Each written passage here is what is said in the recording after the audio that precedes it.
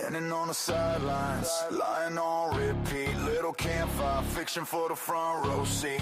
Day after day, same story, same spin. You dress up the rumor like it's evidence, then grin. You point at a case, say look at that man, but you don't got a screenshot, don't got a plan. You talk about a white car like it's some smoking gun, but every single detail falls apart one by one. Stop pushing the lies, goofy gray. Every word you throw, someone pays. We gotta get the truth before another one dies. Fog lights on, we cutting through your disguise. Stop pushing the lies, goofy gray. Fog lights blazing, you still mumble in the haze. Goofy gray static, every channel, every day. You shout, I got proof, but your pockets stay bare. Just echo in the alley, just dust in the air.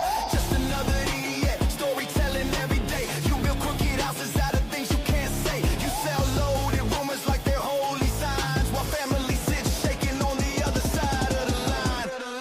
Stop pushing the lies, goofy gray.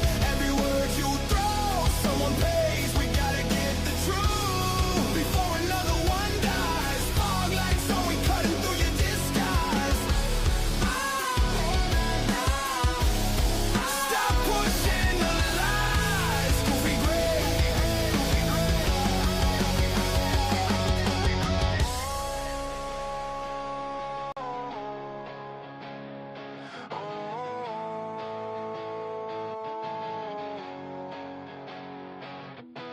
How many names gotta fade off the page while you chase fake ghosts in the secondhand rage? We want hard facts, not your costume show. Turn the cameras to the damage, let the real story glow. Let the real story glow.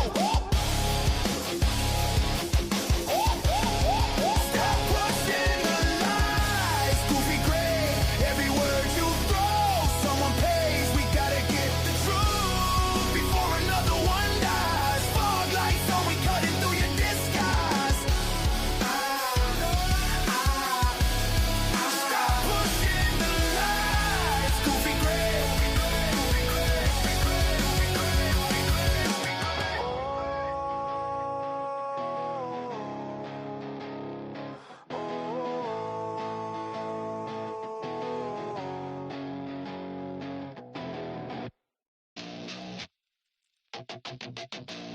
Yeah. Roll call, listen. They go to sauce bars. Clock on the wall, still ticking. Blue crew posted in the bag, a whole room. Listen. True crime cafe, coffee, black eyes, red files on the table, cold cases, cold dread, seeking the truth. Ink stains on his hand, pics on the cardboard, string lines, map land, busting these cases, long nights, tight grind. Everything will be fine. He repeat that line. Blue crew backs him, keep him on track. One step from the edge, they pulling them back. True crime cafe, when they go to softball, seeking the truth, pay the real cost. Gotta find answers, gotta make time, busting these cases, walking that line. True crime cafe, when they go to softball, hoping he can answer just a few. Yo, true crime cafe, when they go to softball, say it with your chest. This the true talk, solving the bullshit, lies in the booth, paper plates, cheap meals, chasing down proof, praying real quiet, hands on his face, fighting for the next meal.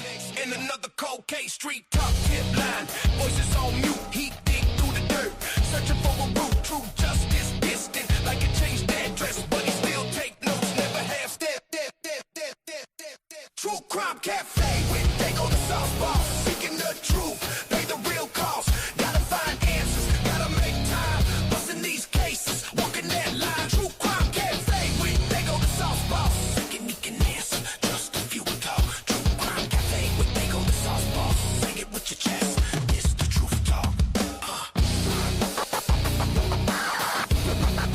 True talk.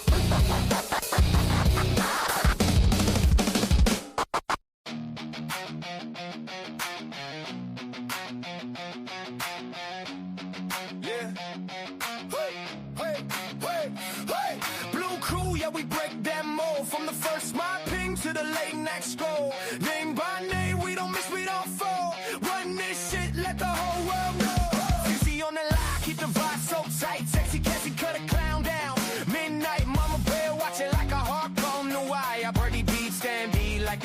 set fire. Tomboy settle with the heart of a tank. Last 24 hours I'll be holding down a flank ranks with the clap back clean. No stress, money great, truck two, vintage. Blue crew running shit, better know that's true. Keeping all the chaos in the bleak view. Trolls beware, they don't ever care back to. They do it their way, their way. Blue crew running shit, make it all make sense. For the wild, wild vibes to a place I fence. If you cross that line, they'll come straight through. They do it their way, their way. Blue crew, hey. When some streets got a label on a car. Watching from a bar, so the fake was far. Breakdowns, hit the cold flip, unique. Moonlit baby with the late night freak.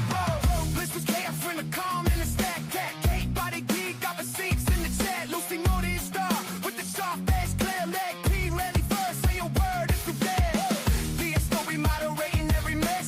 We've been in and line while they dope, while they just stay through it all day. Every green, every brand, keep the feet so clean while they live in your head. Trolls be where you better take get in. Try to one word wrong, that's a straight implant. They don't ever flinch, don't beg, don't bend. If you done for the crew, that's the story's end. Yeah. Blue crew running shit, that it all that's true. Keeping all the chaos in a clean cut view. Trolls beware, they don't ever care about you. They do it their way, their way. Blue crew running shit, make it all make sense. For the wild, wild vibe to a break stop fence. If you cross that line, they'll come straight through it. They do it their way, their way. Blue crew, blue crew,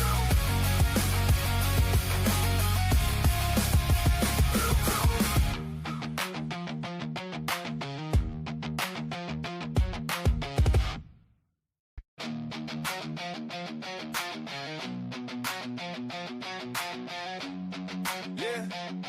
Hey, hey, hey, hey. Blue crew, yeah, we break down.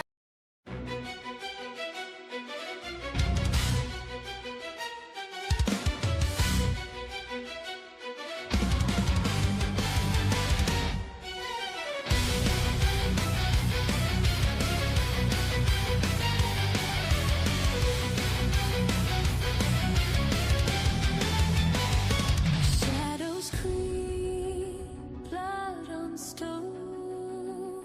Secrets whisper, truth unknown. Cold steel whispers, justice blind. In the dark, who pays the crime? True crime symphony echoes in the night. Screams in silence, wrong and right. Crime symphony, the guilty run, but the hunt's not over till the deed is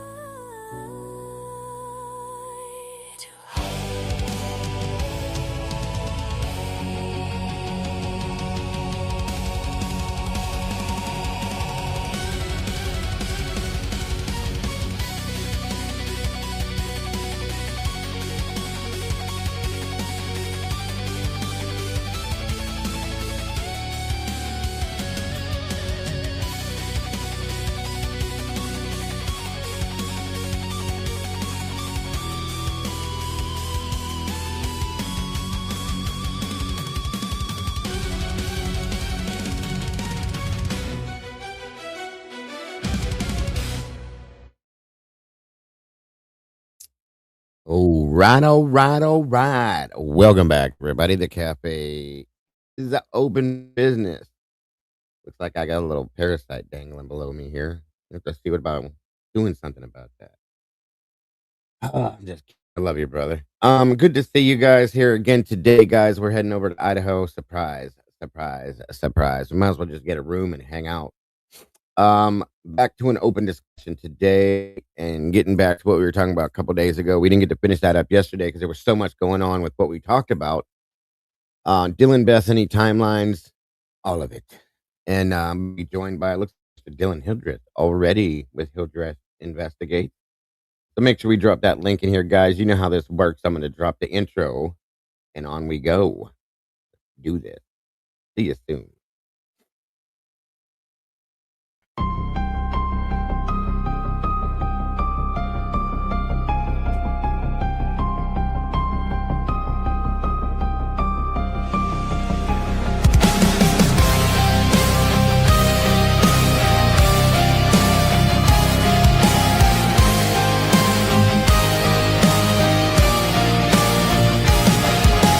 Neon lights flicker like broken halos.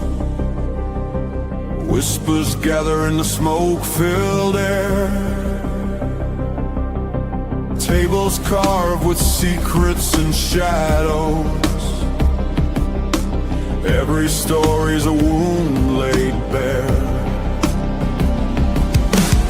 The kettle's boiling with a restless rage. Justice written on an unseen page. I sip the silence, bitter taste, waiting for the ghosts to show their face. At the True Crime Cafe, we serve up the pain they try to hide away. Pour another cup of the truth you crave. Raise your glass to the names they betrayed.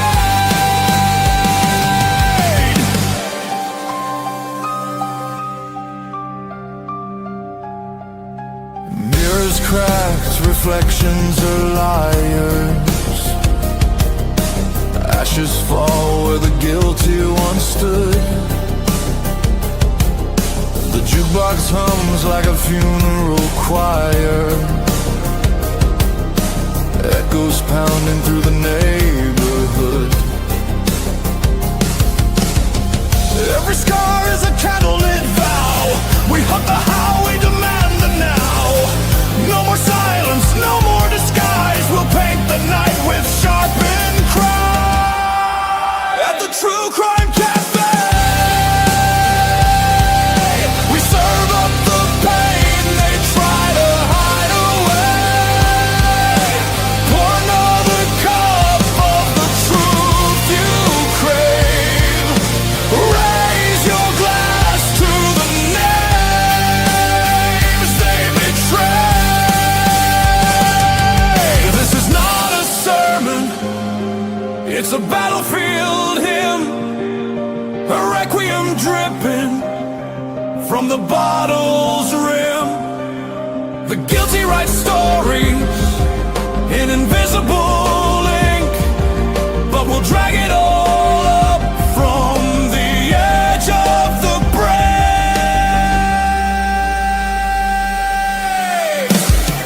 At the True Crime Cafe,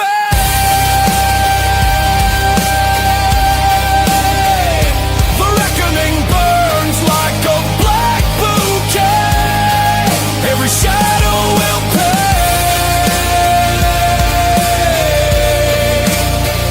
in the truth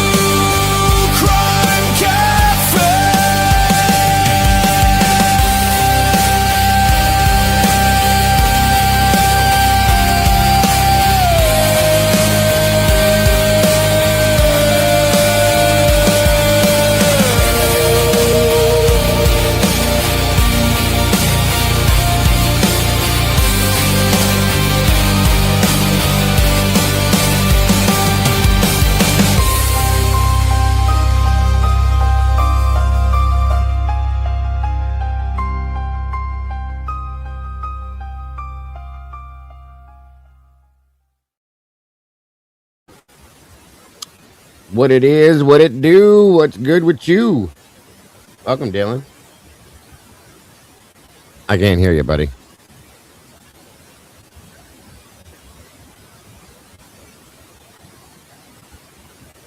No, sir. I hear a whole bunch of background, but I don't hear you. Like you have the same mic I have now, too. You might have to go in and change up what you're using. I had to do that a few times too. But I got it right. Take your time, no hurry. Nothing yet. Say something. Now it's all fuzzy. Almost. Not yet.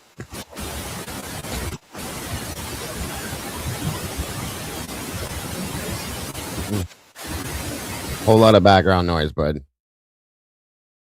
Take your time, work it out. Real quick while he's working on that, let's see who we got joining us. Welcome, guys. Great to have you all back. Jesse Schul, good to see you, brother. Miss Tandy Seahawks fans in the house. Sausage Biscuits, welcome back to you. Sleuthy Kitty, great to see you today. Gen 7, welcome back as always. Nicola Crawford, wonderful to see you. As Miss Tandy says, please make sure to like, subscribe, share this out, hit the notification bell. That way you don't miss anything we do in here. Nicola Crawford, welcome to you. Sleuther 75. Let me see. Becca 1019, welcome. Extraterrestrial Highways in the house today. Good to see you. Lexi Sec, welcome to you. Crystal Bruin, welcome back. Great to see you as always. Oh, welcome to all the meatballs jumping in the sauce with us in here today. The cat's meow, great to see you. Thank you for joining us. There's my amazing producer, Mikey, the last 24. Thank you, Mikey, for joining us today. Thank you to my videographer, Molly, for putting together those amazing intros that we have. GG Girl, good to see you. Thank you for joining us today. Let me see. Miss Teresa, great to see you. Nomad Scavenger, welcome to you. Italian Girl, Rose 76, good to see you. Ito Scala, good to see you. Oh, that's Philly Skull. What's up, brother? Good to see you, gang. Again, guys, make sure you're sharing this out. Hit that like button if you will. And congratulations to Nomad for jumping in the sauce with us. Very awesome. Thank you. Yeah, no. There we go. Huh. I had it in the mixer and it wasn't working. And then I just plugged it straight into the phone, into the laptop. Yeah, I can hear you good now. You might need to turn down just a tinge. It's really loud. I might have to do it. Hold on. Let me look. Yeah, I have you turned all the way up over here because of the last mic. Okay. I think you're good now. All right. Better now? Yeah. I think that's the same mic I have now. You like that? It's been giving me headaches ever since I got it. It takes a minute. Once you get through it, it's a really good microphone, bro. I'm about ready to use it for target practice. You could do that. Paint a little bullseye right in the middle of the speaker thing, and you're good to go. If you're good shot. Amethyst Snores in the house. Good to see you. Thank you for joining us. Yes, I got rid of all the mail. You guys pointed it out to me. It is gone now. Let's see. Love and Other Habits. Good to see ya. Thank you for joining us today. Again, great to see you again, Jesse Schul. Always a pleasure, brother. Excuse me. Dylan saved. I got a haircut. Everybody's all cleaned up, looking good. I cut all my hair off. I got tired of pulling on my mustache every time I ate something. I can only wear a beard for so long, like a full beard. You know what I mean? When it's cold, I can do it, but and I actually took it off early this year. I don't usually take it off that early, but I was doing something, trying to trim, and I messed up pretty bad. So it would have looked pretty bad. So I just took it off. I went. Go ahead. I haven't been this clean shaven since my second month in college. I've never seen you that way. So yes, you're correct. Yeah, and I cut all of my hair off. It was pretty long, and I changed the style and everything. I just cut it down, spiked it up, and here we are. So Yeah, back in high school when I could grow out the hair, I'd have the old mullet running. oh buddy, that's not good stuff. That's not good. Not good, not good. Yeah, I gotta shave. But I'm not allowed to I'm not allowed to go bald. I cannot have no facial hair. My wife will put me on the porch, period. Um, I'm just not allowed. She was like, you look too much like your mother without any facial hair. And I was like, what does that even mean? But okay. No, I always keep something here. I was surprised at how much hair I had though. I cut my own hair. I always have. When I cut it off, I looked down in the sink and I'm like, holy shit. I had like long hair. It was crazy. I didn't realize that. But I feel like I'm cold now for one, and I feel like my head doesn't weigh as much either. It's crazy. The first time I walked outside since I shaved, I was like, oh my God, my face is freezing. Yeah. I would have wore a ski mask, but you get charged for murder after doing get that. in lots of trouble doing that. Yeah, I was gonna say it's not a good idea. Karmic Retribution in the house. Good to see you. Thanks for joining us. Holy shnikes. What the hell? Sasquatch, anybody? Good Lord, Tomboy. If I were to let it grow out, I'd be able to work at Duck Commander. Oh yeah. I did that once. It's probably about right to here one time. And my wife was like, listen, you brush it because I'm very obsessive compulsive about things like that. I'm always brushing my facial hair constantly. She said, but anytime you come near me, I have hair everywhere. And she's like, I swear to God, no matter what you do, Joe, when you eat something, you leave it there for later. And I'm like, no. So I cut it down little by little by little. This was years ago. But it is what it is. So Billy. So be it. Welcome, Crystal. Wait, Grace Kirk. Great to see you. We got 71 people in the house. In 38 likes. Come on, y'all. Hit that button, please. Yeah, if I had my soundboard, I'd be able to do that. I wish I had chest hair. Now, okay, Scully. I was going to say, no, you don't. No, you don't. No, you don't. You see these things? They are constantly, when I'm sleeping, getting wrapped up and tangled in my chest hair. And I've ripped it out so many times. No, you don't. I used to shave it when I was in high school because I used to do weightlifting, all that kind of stuff and all that. Nope, not no mo. I don't care. Hey, Hammy, good to see you, brother. 77 people. Hit that like button, y'all, please and thank you. So what do you have that you want to discuss along with what we're doing today, sir? While we're waiting on everybody to jump in here. So I did have a little bit of a epiphany again. Okay. We're playing with the Grok and playing racing games where you can kind of clear your mind or just BS around with AI. You get a lot of epiphanies. So yeah, so it happens when I'm doing my music stuff. I'm constantly thinking about things as I do it. It's relaxing for me. Welcome, Margaret. So the epiphany that I had was in the 11-12. We hear what we believe is Jack DeCour but right around the time of the screaming, if I remember correctly. Mm-hmm. And when you combine that with Bethany's story, because there is a hint of truth in every lie. Of course, that's how it created it. What if Bethany did help or did take Murphy out, handed Murphy off to Jack, and Jack took Murphy back to his house? That is why you don't hear barking at the 2:30 slot. That's dude.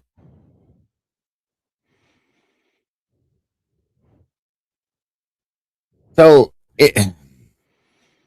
interesting because you don't hear barking at the 2:30 slot. No, you don't. Not at all. With all that noise going on, you would think you would hear something. So that's a good point. So, and when Murphy goes ballistic at 4:20, that's about when Jack brought him back. Now, whether Jack came back while leaving Murphy at his house, who knows? Well, Jack would know, but So if we were to say, because a lot of people believe the timeline is actually earlier than they've told us. Okay, we all know that. Excuse me. If we were to say that that was the case, the timeline, when it happened was earlier, that would make sense, because also that goes along, Dylan, with the statement in the interviews, which we're probably going to hit a couple of those again today, different ones, of course, but where they said, who was it that walked in? Was it Maddie that walked into Bethany's room and said, "Have you seen Murphy?" when she was in bed? And those are the two that took Murphy out, if I'm correct. yeah. Bethany said it was her and Maddie. Now, given the autopsy report and Maddie's blood alcohol level, we know that's a lie.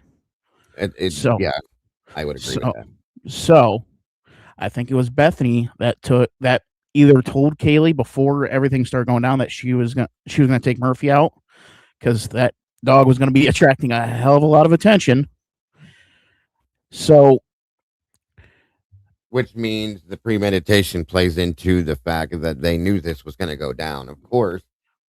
So they wanted to get the dog out of there so that the dog wasn't in the middle of the situation, barking, jumping on things. Yeah, and a DNA magnet for everything that he'd get into. Of course. That's an interesting, very, very interesting theory, bud. Right, JP. It just goes dead quiet around 2:29 for a few minutes, for a while, but we don't hear anything near as interesting in the 4 to 420 category that we hear at the 2. Welcome, Sarah. Good to see you guys. Make sure you guys are following Sarah on Twitter. She's got everything with this case organized, nice and neat over there. You don't want to miss out on that. Anything you have that you're looking for, go check her out. I promise you'll find it. She does an amazing job over there. That's an interesting theory, Dylan. It really truly is. Yeah, I'm writing this down. Very interesting. I have had numerous conversations with Grok about this. You and Croc are buddies now, huh? Oh, I go to Grok for so many things. It ain't even funny. It's interesting that he knows how to differentiate this stuff too. That's the wild part. Oh, I'm gonna do a video on it eventually, but I'll have a full blown conversation with Grok about this case. Gotcha. And I even laid it out for Grok, and I said, what was more likely, a person with a whole host of issues mentally, to where it affects his vision and motor function, to go into a random house for kicks and giggles with 5 cars in the driveway and kill 4 people? Or is it more likely that a jilted ex-lover who knows that this is his final shot at Kaylee? Interesting. Because I don't know how deep you've looked at the actual football schedule, because it was game day. That was the final home game of the year. Yeah, I did. I knew that. I didn't actually look at the schedule itself, but I did know that. And when you stack it all together, that is the final home game of the year. It is the final game that Kaylee, Maddie, Jack would all have as students.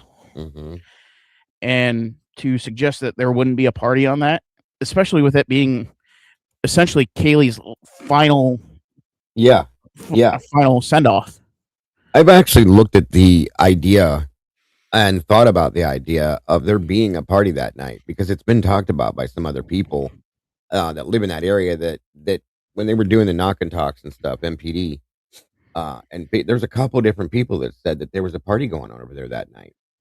So I fully believe there was some party going on. And you see all the cans, the table, all sorts of shit there. So it's very likely there was a party going on that night at some point. And kind of playing to the numbers of the female psyche. So it's going to be one hell of a rabbit hole. But usually with women, they want to keep the common areas clean, regardless of what age. Now, the rooms, the car, totally different story. But when it Right. comes to the common areas, they typically want to keep that clean. Yeah, And with a I sample agree. size of 6 or 5, I'm feeling very confident that at least somebody would have cleaned up the place to a Well, to Xana, a yeah, Xana was kind of OCD about that from what we found out. Um, I don't know about the rest of them, but if you looked upstairs, for the most part, other than some clothes on the floor here or there, but like Haley's bedroom was spotless. The upstairs area was spotless. The bathroom was spotless. The rest of Maddie's room, besides the clothing and stuff, looked pretty clean. Dylan and Bethany were slobs, obviously. And the kitchen had some dishes in it, but for the most part, yeah, I agree with you. And I got 2 girls, 2 daughters, and their personal spaces were always a disaster. But anything else outside of that, if they had friends coming around, this, that, and everything else, everything was clean. So I agree with you to that aspect. It's very, very true. My wife's the same way too. So, I agree with that. Lisa, good to see you, Lisa Q. Interesting. That's very interesting thought there, buddy. Truly and honestly. So I kind of like that. You got me thinking now. The whole thing with the dog blew my mind because I never thought that. You very likely could have handed him on, and it this is was the why I co- want to see. I it want to was see the, their phones. it was the cover to get Murphy away from Kaylee because again, he is a walking DNA magnet. And he would be able to tell the story through the forensic evidence that would be collected on him. On top of that, he'd be going absolutely ballistic if he was And there. and it makes you. I've always wondered too when we were told that in the document that Bethany and Maddie took him out. I always wondered why the hell didn't Kaylee take him out? It was her dog. But if you're handing him off to his other owner, ex-boyfriend, whatever you want to call it, you wouldn't tell her that. You just and then they're looking for him. That's interesting. They're looking for him. We're going to be looking at Bethany's interview today, and I think she talks about that. And I'd like to kind of follow along with what she says and see how she sounds when she's talking about it, because you can kind of tell sometimes if people aren't telling the truth. So, And one of the times when I think it was the other day when you were doing a group thing with Devils, Bronx, and everybody, mhm. I was almost screaming at the TV when you guys were saying how stupid Dylan is. I think she's playing 4D chess. She could be. She could I be. I I don't think she's as stupid as she's letting on. And we talked about that a couple years back that she could be putting on a show for everybody pretending to be a dumbass, which is very plausible. It happens.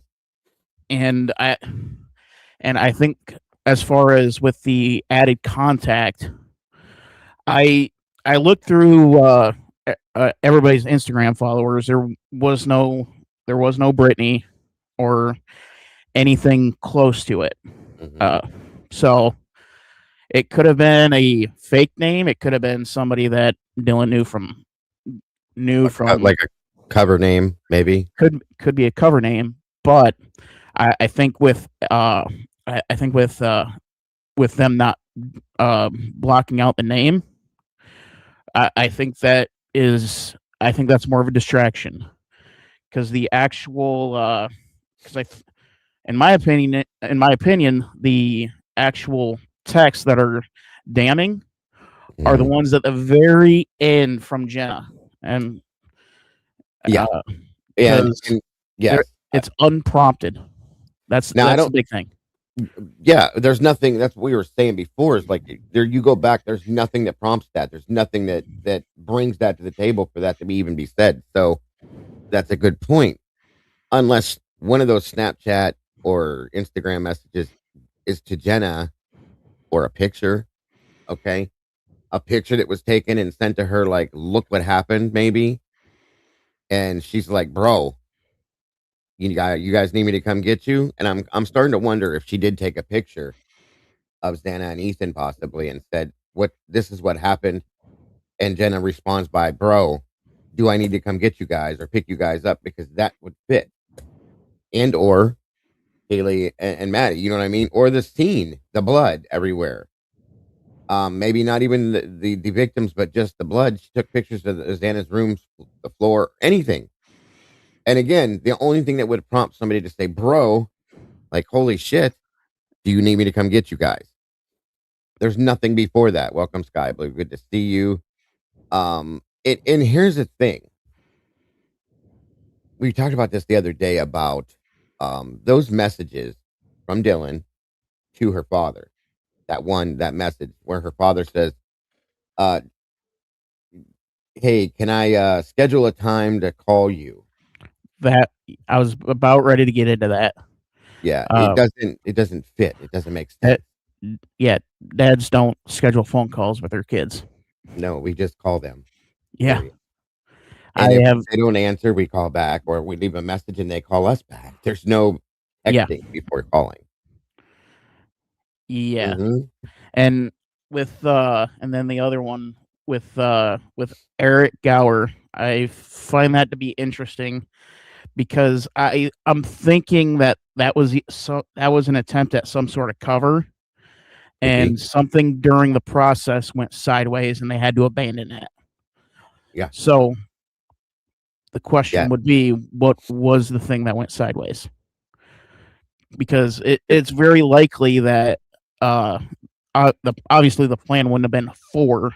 The plan would have been 1, maybe 2 max.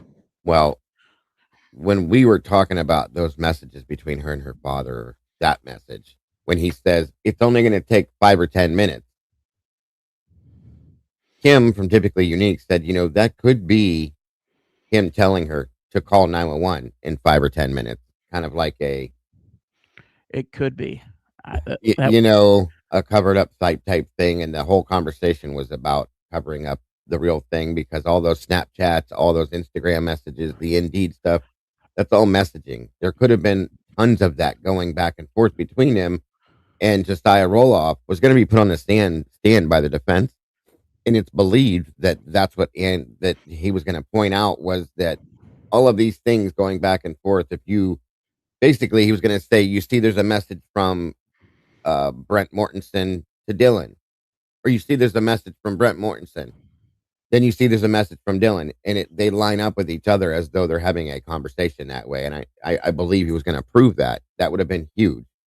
So very interesting. Hey, Lucy and Dale. Good to see you guys. Thanks for joining us. Ro, good to see you. Karma Police in the house. You guys better behave. Miss Cat K. Making sure I didn't miss anybody else here. Buffalo Chick. Yeah, and I think the one with Gower, like I said, I think that was an attempt at a cover up, and then something went sideways. Could be. And they had to abandon that plan. It could be. Definitely.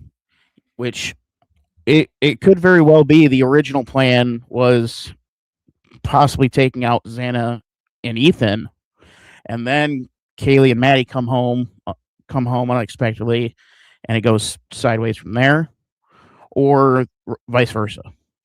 Yeah. I obviously I don't think 4 was the original plan.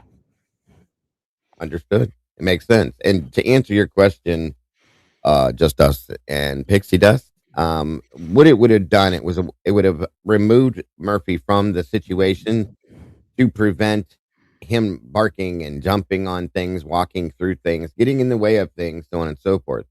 So in turn, handing him off to his other owner would make perfect sense.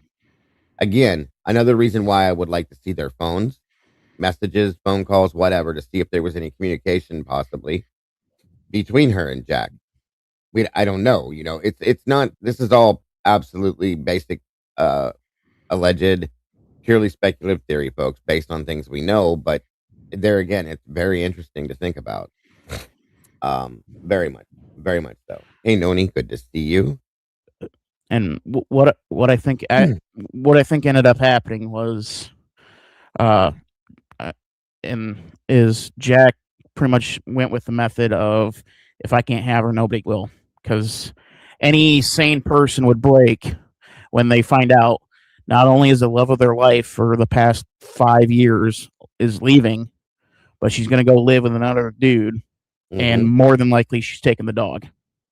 That's gonna cause anybody to break. Definitely.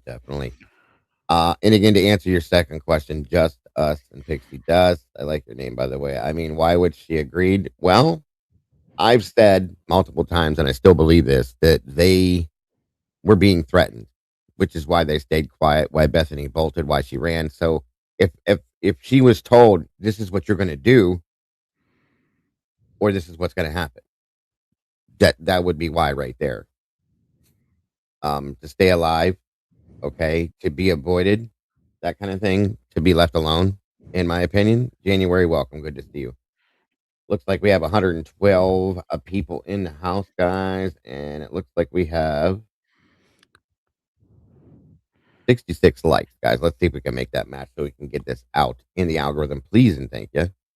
And the University of Idaho itself has a history of covering stuff up that wasn't quite as violent as this, but right. And I don't know if you watched any of Harsh's videos, but he found another one from. We're going to review one today. Yeah. So, I mean, we got a history of cover-ups now. So. Oh, definitely. I pointed some things out yesterday. Still waiting on this information so we can break down this Brady list too about that stuff. And Karmic says, wait, Kaylee was going to live with, it was already set up that she had a roommate.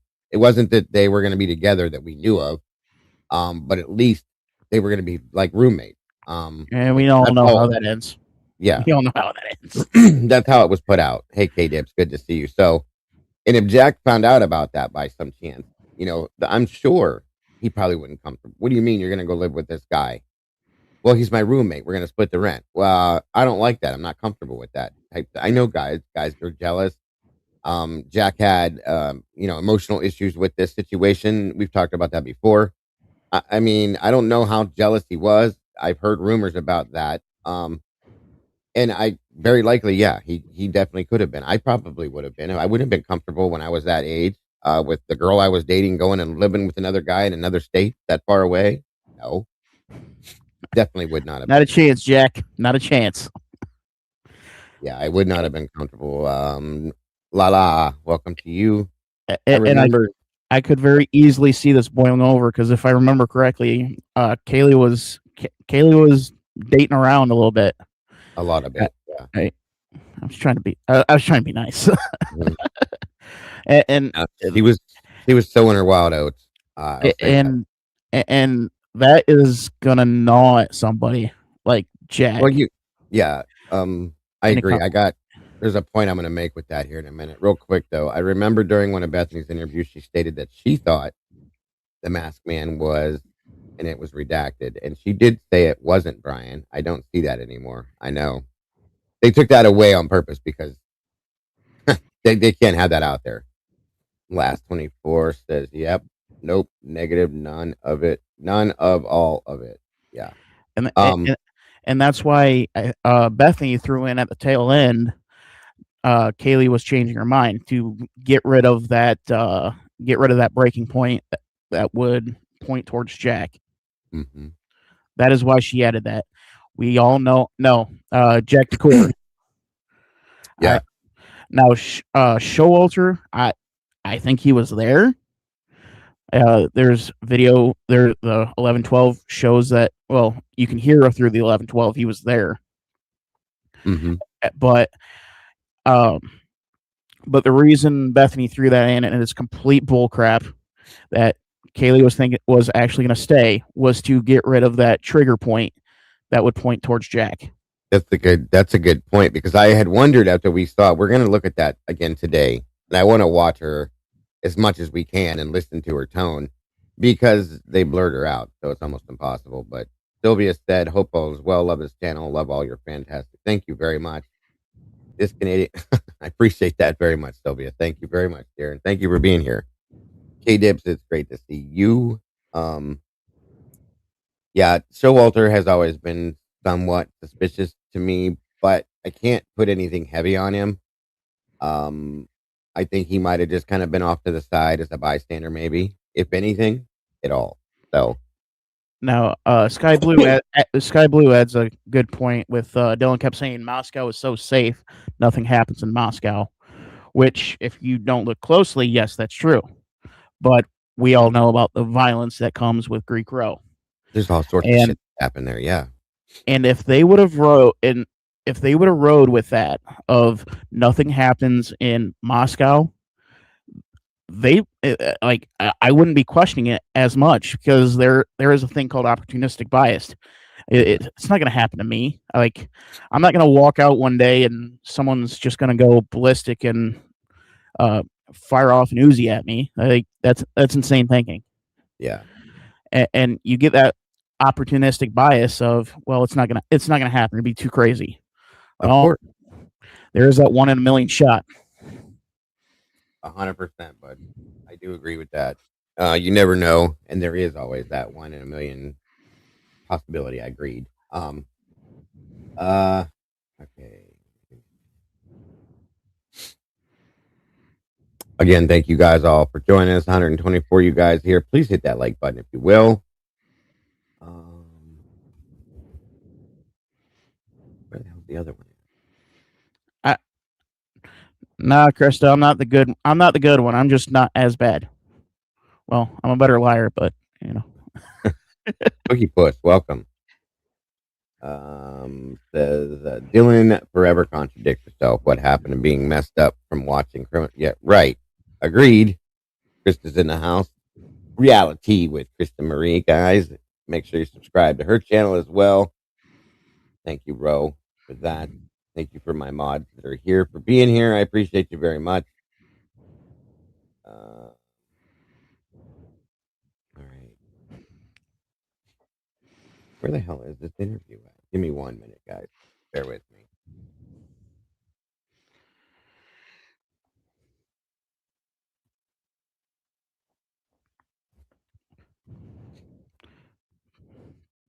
All right.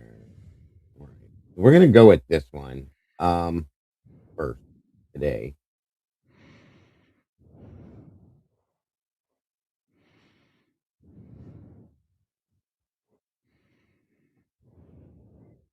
Start with here. And if you guys want me to start, rewind, slow down, whatever you want me to do, let me know on this one, guys. Because we're going back to hear the things again, and I want to watch her if I can, as much as I can. Re-listen to what she says, knowing what we know at this point, and just like we were doing the other day with Dylan, with her in the beginning. So these are shorter, so it won't take very long.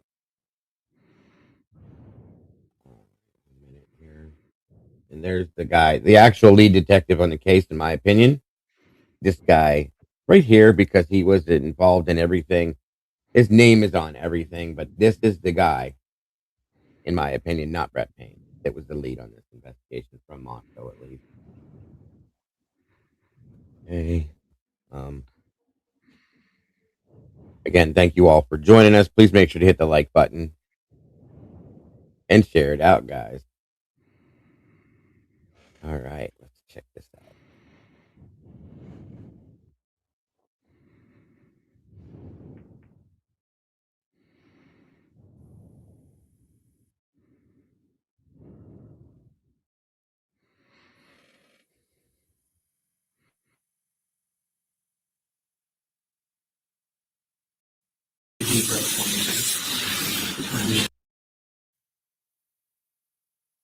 First and foremost, if you could just take a deep breath for me. I understand this is stressful. Okay? All I want to do is try and get an idea of what you heard, what you said, and any timeline, any information that you can give us so that we can try and figure out what happened, okay? There's no sound. Hang on. There was sound. It just took a minute to get to the sound. Yeah, they redacted it too. Sorry about that, you guys. This is Bethany. Yes, this is her first video interview. So just take a deep breath for me. I know this isn't going to be easy. We'll kind of go from there, okay?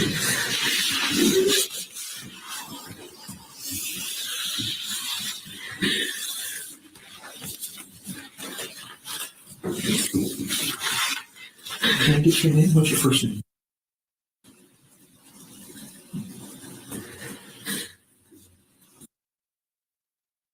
What's your middle initial? And your last name?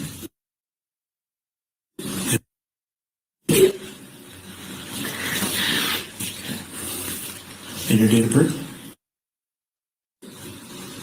2003.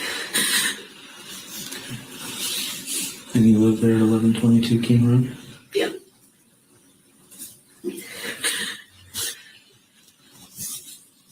What's the phone number for you?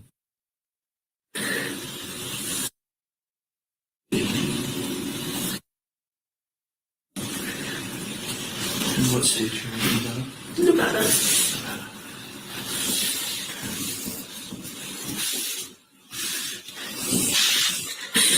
Do you have your phone here with you?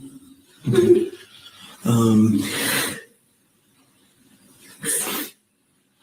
So what we're going to be doing is taking people. And that right there's always been a problem for me. Those phones all should have been gone immediately. They should never have still had those. But okay, we know how they do things. So, And I think it was Outcast. It might have been somebody else, but they pointed out everyone that's got the stamped time got their phones taken. The others did not. Right. Without the stamp. Yes, very interesting point too. People's phones for a little while. We're going to try and get some, because I don't know if you called anyone or made any phone calls or anything like that. What we do in an investigation like this is we try and collect as much information as we can. Okay, anything that might be small, you may not think is important for us to find out what happened, but is very crucial. So taking something off your phone might be extremely useful for us, even if it's something that you don't realize. Okay. And we'll try to get that phone back to you as fast as we can. Okay, is that okay with you? Okay, so this is your. The main thing I'm going to point out first with the difference between this and Dylan's is, do you notice the complete difference in how outgoing Dylan was as compared to Bethany? He's all hunched up in a ball making noises instead of really truly talking. Think about that. In here? Yeah, can I tell my mom? That's what it is. That's your number. Yep. And then what I'm going to need is your passcode to your phone, or here between the two of us, we can even turn off your passcode. Okay.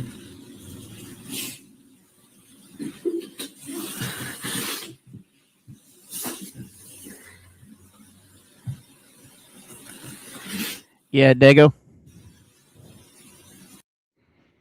Yes, sir. I do kind of believe that of the two, I think this got thrown at Bethany very, very late. Yeah. But at the end of the day, it does look like, as far as the actual killers, it was an instant regret situation, and that's why 3 of them were covered up. Yeah, that would make sense. Yeah, so it's weird because she could very well be acting, but I'm not 100% sure. But all the steps that were taken on this, were very well planned out with everything that she added on, and we'll go through it when we get there.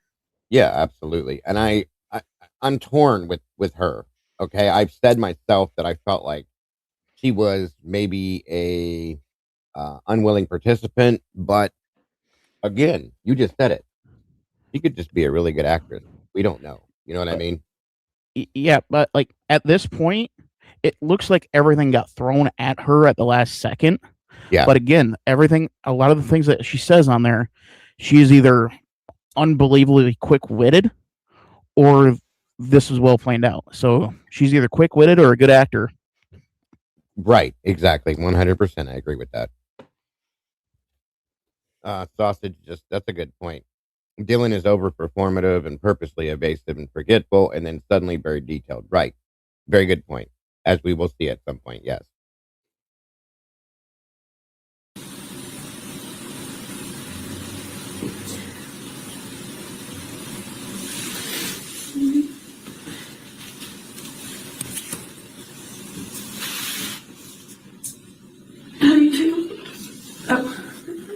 You're good at it?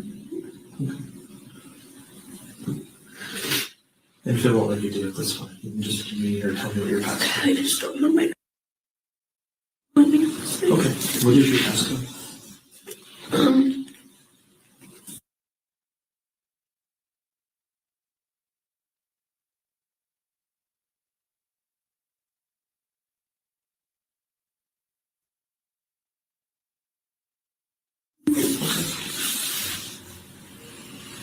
And what type of...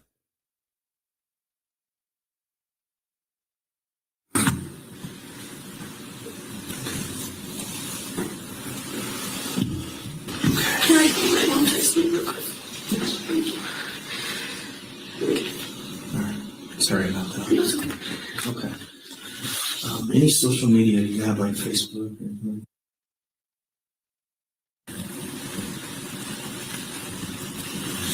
I fully agree, Comic, because again, we don't. This could be an entire act that she's putting on right now, and I wouldn't put it past her, to be honest with you. I'm just saying, and if not, then I get it, but I agree with you fully on that.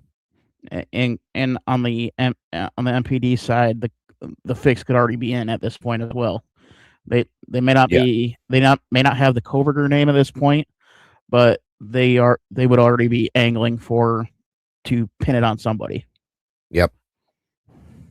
Fully.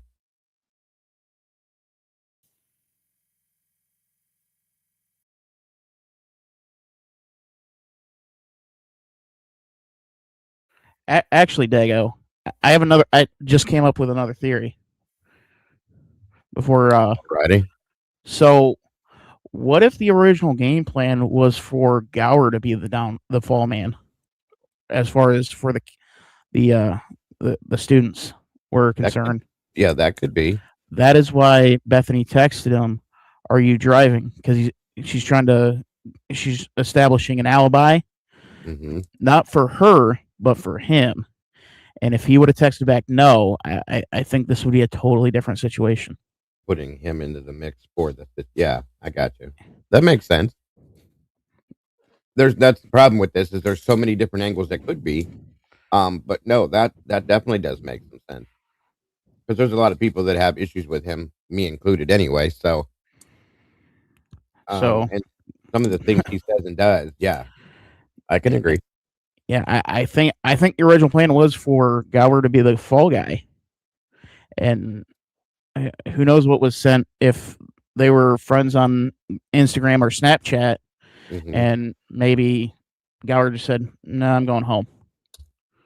Yeah, that could explain why he puts the statement out there about not knowing whether Dylan was male or female, which I call bullshit on right away. But because the way he's listed in her phone as, they know each other, in my opinion. Just saying. Yeah. Good point, though. Very good point. And interesting as well, because I do have issues with him. Big ones. No, I can't figure it out, Annie. I looked in there. I don't see you in there, but I'm going to keep working on it. I'm going to have Mama Bear look at it, too. But as long as you can get in here under that, we will get it fixed. I promise you. Thank you for being here again.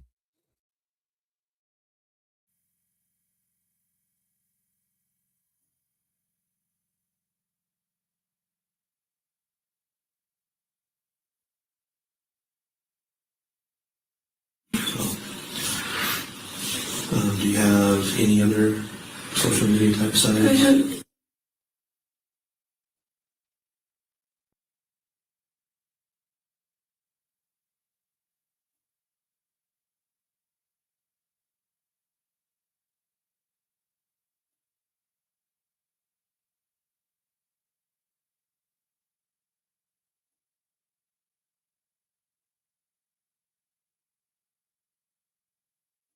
All of this is redacted right now, you guys, which is ridiculous. That's why you're not hearing anything.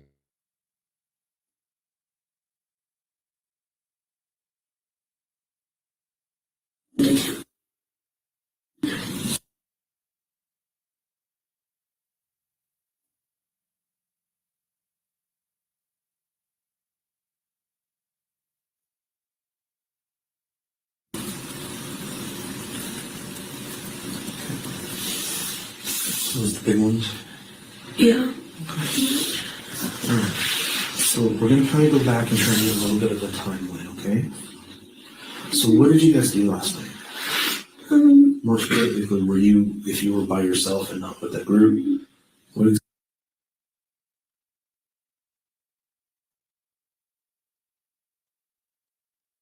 exactly? Ethan was in the house, so was Anna. So you're with One of them is my roommates, and one of them is her boyfriend. Okay. So you're with Ethan And Xana. Xana? Can you spell that for me? Xany. Or ANA, sorry. X-A-N-A. N-A. Okay. Okay, so I'm just trying to, sometimes it helps me to put names together. So you were with Ethan and Xana last night, is that right? Yeah.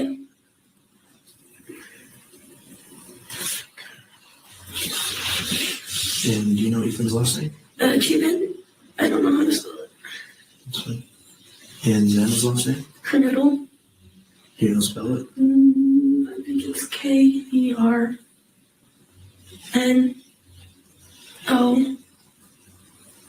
Maybe another O-D-L-E or something like that. Okay. Okay, so you're within the same. What time did you guys get the second guys last night? Around 8 something. Maybe 8:30.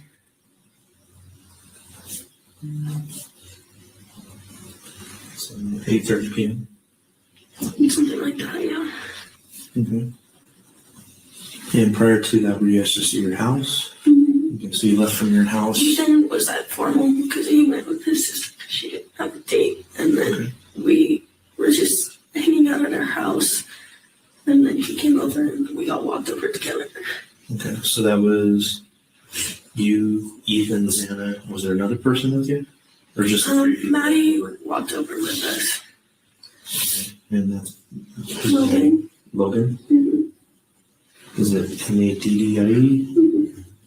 Her real name is Madison Bell, I believe.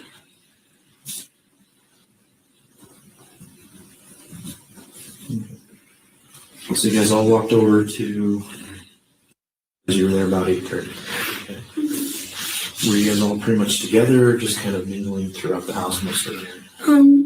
We were all pretty much together, and then Maddie left to go to the club with Kaylee.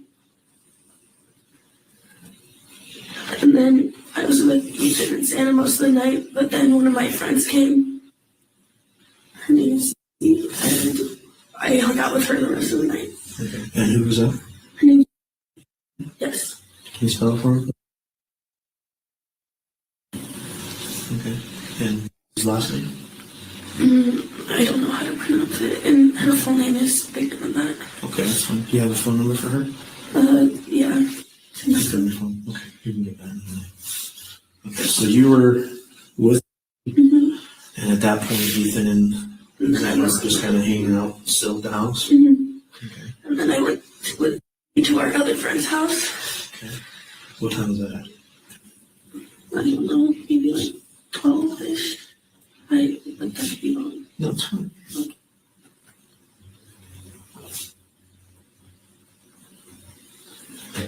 And where's that house? It's just like up the street. I don't know that address. Okay, up the street from. Sigma Chi, Okay. kind of.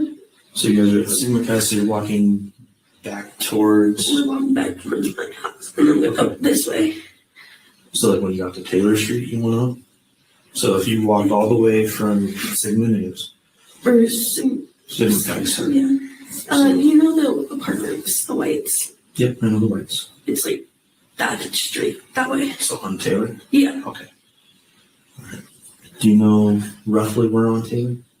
Or does she live maybe in the other off streets? It's on Taylor, but like one of the end houses by the intersection. I don't know how to explain it. All right. Okay. And whose house is it that you went to? It's, and I don't know their other roommate. And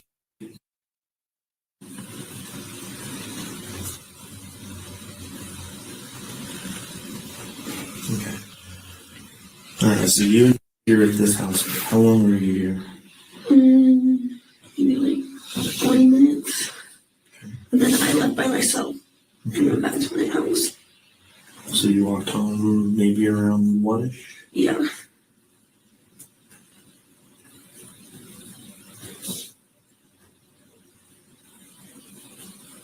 Okay. What did you see when you got home?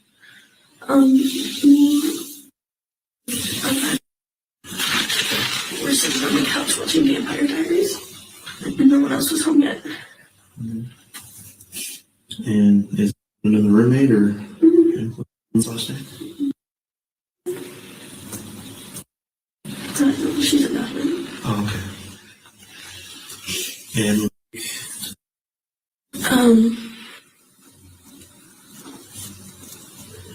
I actually don't remember her last name right now. that's fine. And does live with you guys too, or just visit? Just a friend. And then she left. Do you know what time she left at? No. Okay. But you were all watching. Vampire Diaries. Okay. And anything happened during that time period? We were just hanging out. Okay. Do you know who else was in the house at that time? No one.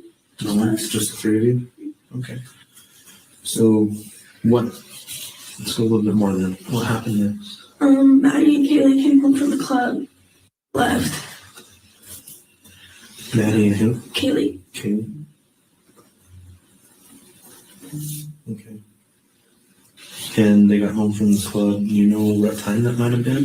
I think I told one of the cops that was talking to me at the house, like, better times. It's okay. I don't really remember right now. Maybe like 2 something, 1.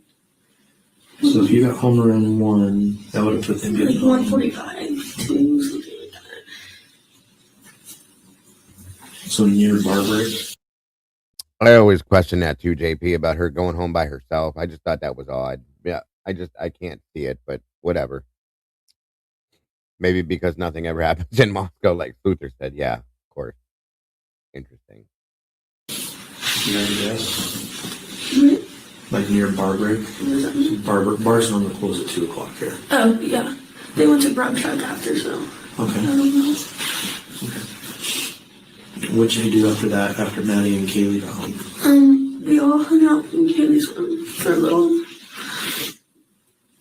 And then talked, and then Maddie Time out. took Murphy out with the key. Time out, Dago. Yes, sir. So I watched a little snippet of a CW documentary, Mhm.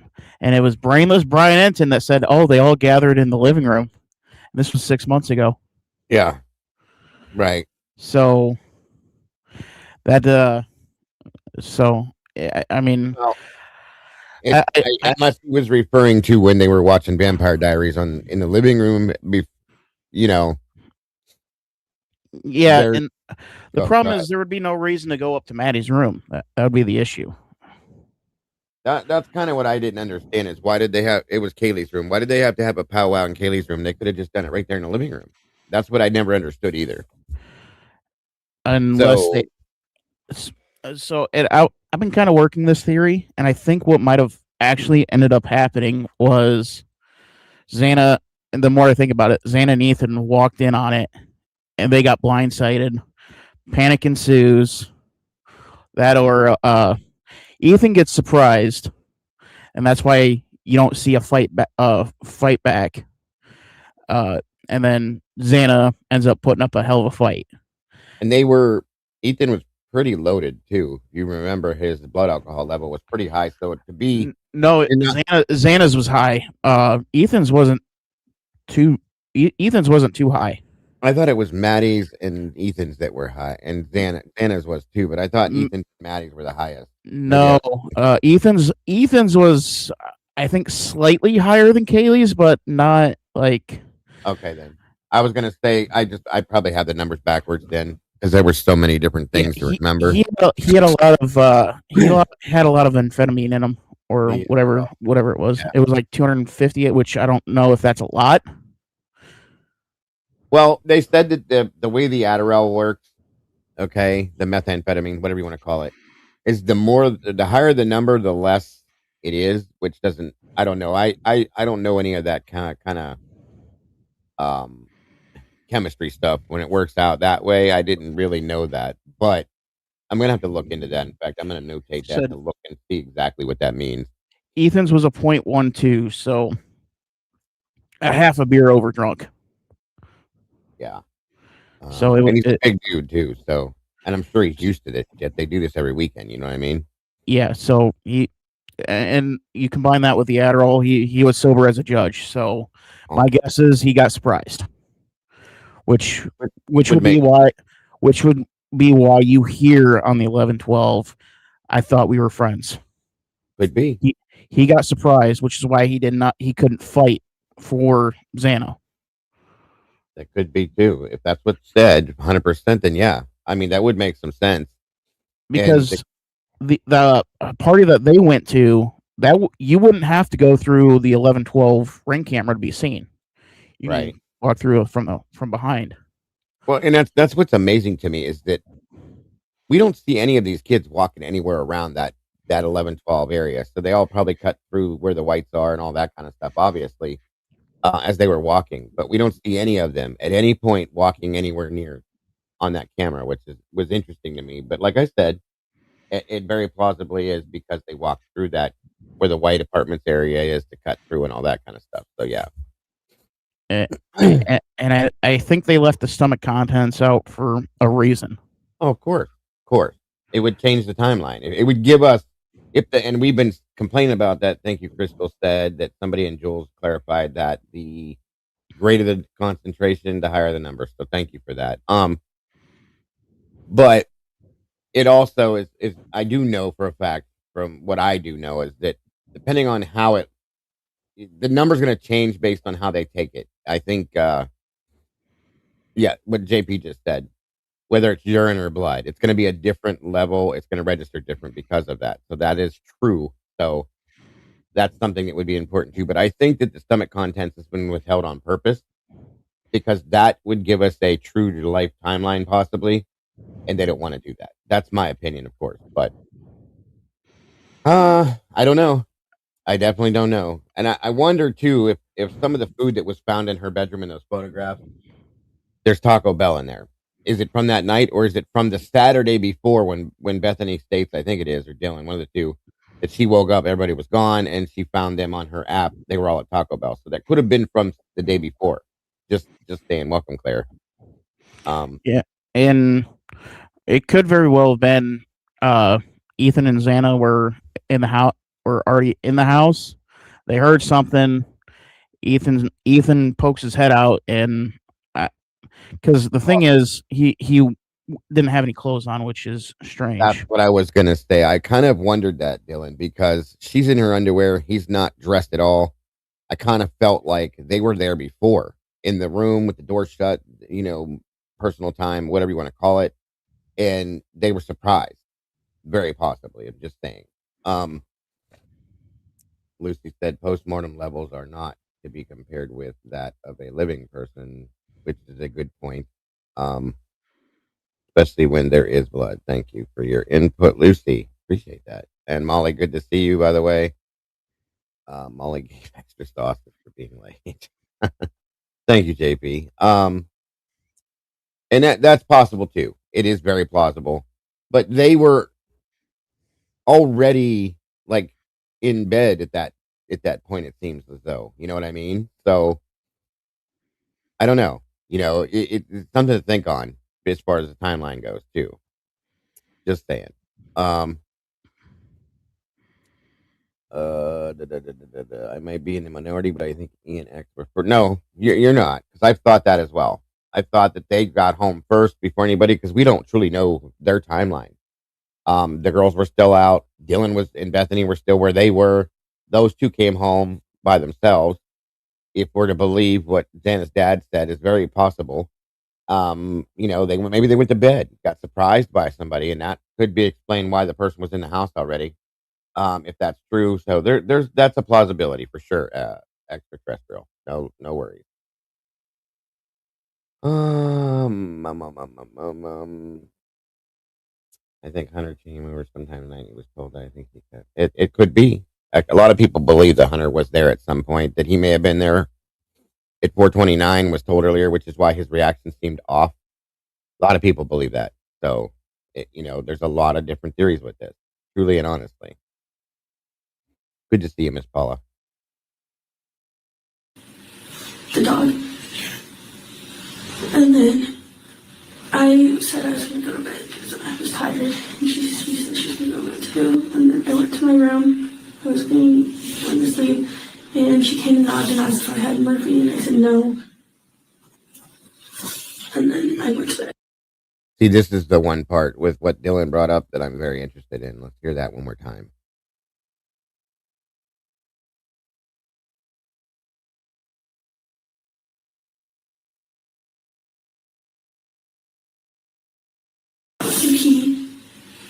The dog. And then I said I was going to go to bed because I was tired. And she said she was going to go to bed too. And then I went to my room. I was going to sleep. And she came and knocked and asked if I had Murphy. And I said no. And then. See, this doesn't make sense either. Hey, Jennifer, good to see you. Here's the thing. This doesn't make sense either because she said her and Maddie go to take Murphy out. They go outside. She's out there for 10 seconds and comes back in. Grabs a bag of chips, turns on whatever she's turning on, TV show or whatever it was, and goes to bed. And then Maddie comes back inside and asks where Murphy is, if she's seen Murphy. None of that has ever made sense.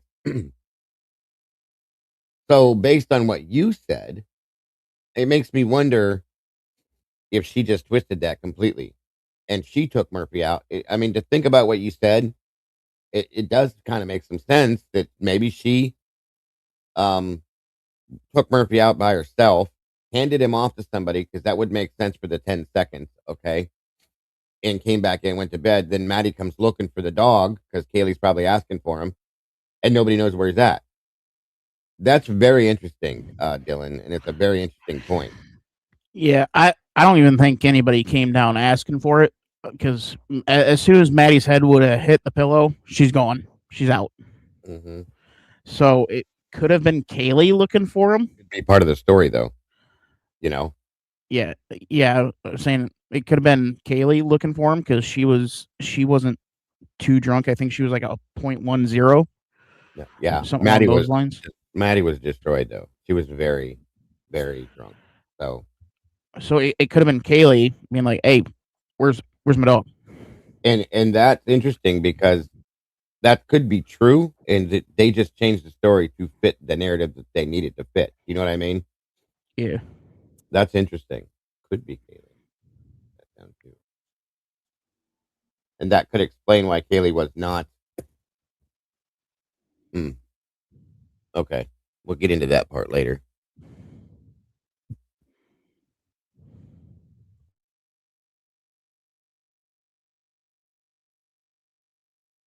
I went to bed. Okay. So what time did you think you took Murphy out? Like 2:30. 2:30 to 3? Yeah. Okay. And working on the... Hang on a minute here.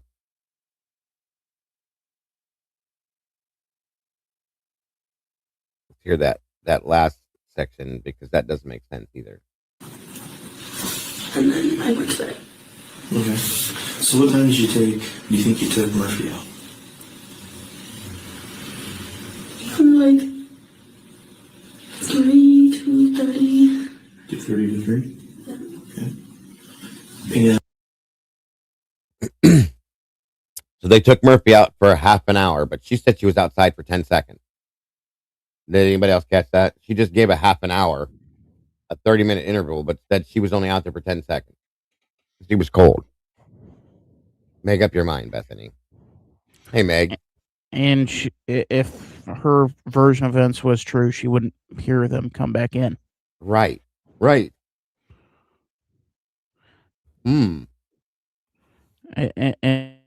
And on top of that, she said not too long after Maddie comes down asking where Murphy was. Right. So 2:30 to 3, 10 seconds, then Maddie. Yeah, see, that doesn't make sense at all. So the only explanation is Bethany handed Murphy off to Jack. or anybody for that matter. But yeah, that makes most sense. What you just said, truly. Hey, Amy, good to see you today. Could Bethany have given Matt Murphy to someone else? That's exactly what Dylan was saying, Amy, before you come in, and he believes it's possible that it could have been Jack. By the way, so very interesting theory, Dylan.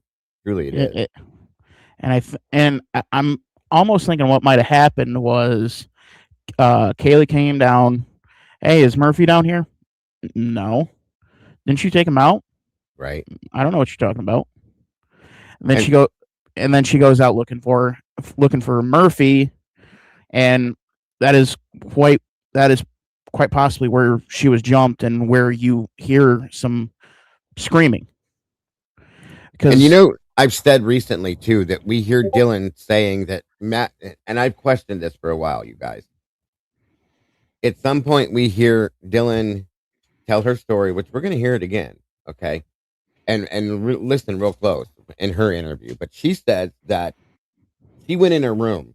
She heard Kaylee say, "I'm going to bed," and her and Murphy went upstairs.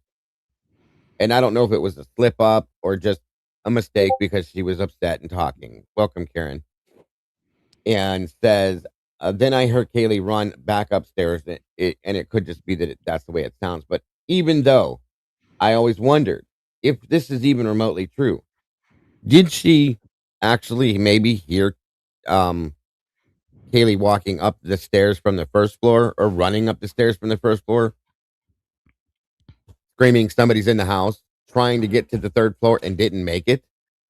And got caught there at that half wall by the pong table, possibly at that point, is another theory that I have in my own mind about this because of any possibility.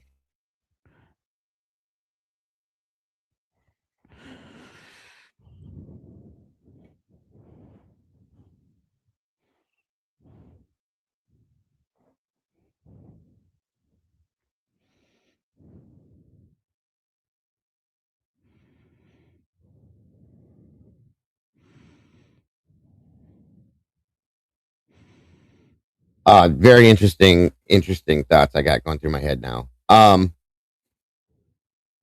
There's a lot of people that feel that way too, Jen. I've been in that mode for a while with that possibly as well. Already did a video where it sounded like Dylan said someone took Murphy to work. It was a clip from, okay. I've never heard that. Interesting. Thank you for that, Beach Babe. And typically with dogs, especially with Murphy being a puppy, as the lemmings want to point out, as soon as he goes outside and he realizes, it is freeze your balls off cold, he's coming right back inside. Sure. So that, or he's doing his business as quick as possible and he's going outside. And then on top of all of that, any rational human being would, as soon as they know that a dog is missing or their friend's dog is missing, they're not rolling over and going to bed. Yeah. No, agreed. Especially when the dog is with them regularly. For the people that actually care about the dog, no, they're not. Good point. The story that doesn't make sense. Very interesting stuff. Welcome to all of you for being here. Thank you so much. For those of you that are just out there kind of in the hallway watching, not in the chat, we appreciate you as well. All so very much, guys. So thanks again for being here.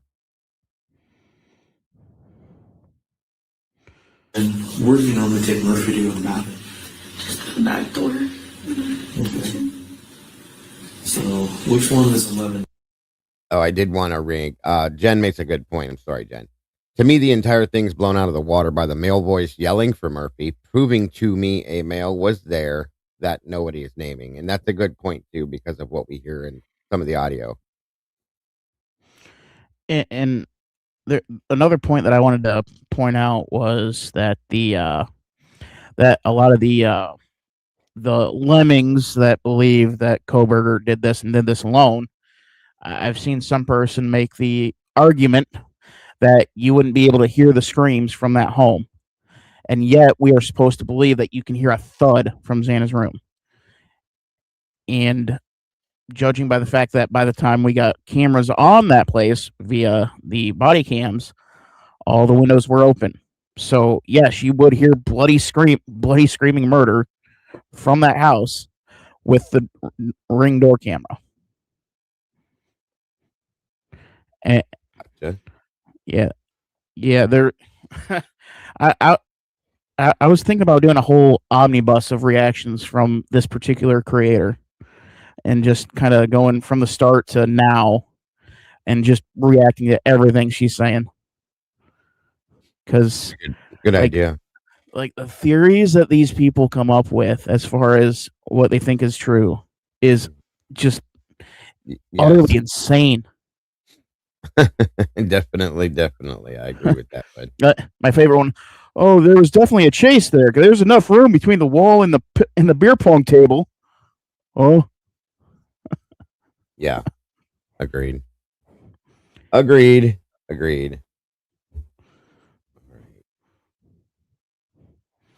22. So if I'm coming up King Road off the Taylor, It's the big white house. all the way to the very top on the right. Oh, well, it's technically on Queen, but the address is King. Okay. So is it the one that's tucked back as you're going up to 500 Clean Road? Those big apartments? It's kind of tucked back just a little bit? Mm-hmm. Okay. So you normally go out the back deck then? Yeah. Okay. All right. I know how to transfer it then. Okay. So you go there. You and Maddie take the dog out. Mm-hmm. And then how long do you think that took? I was out there for maybe like 10 seconds. Okay.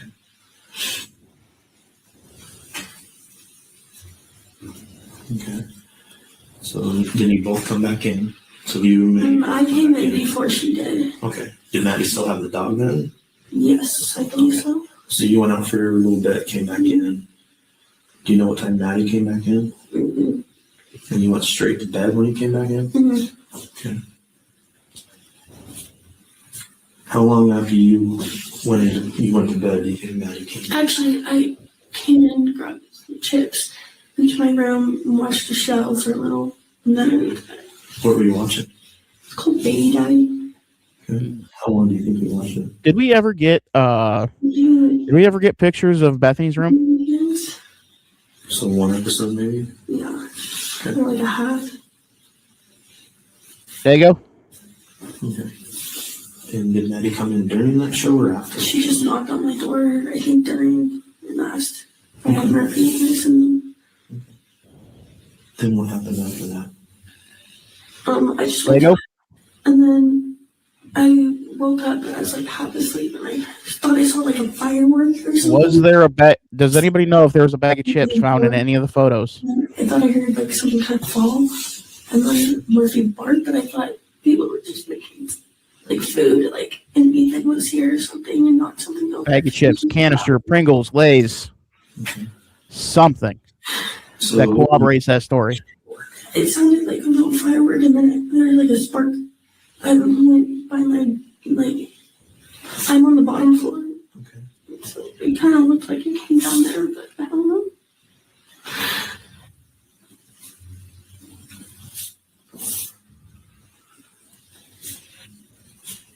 There you go.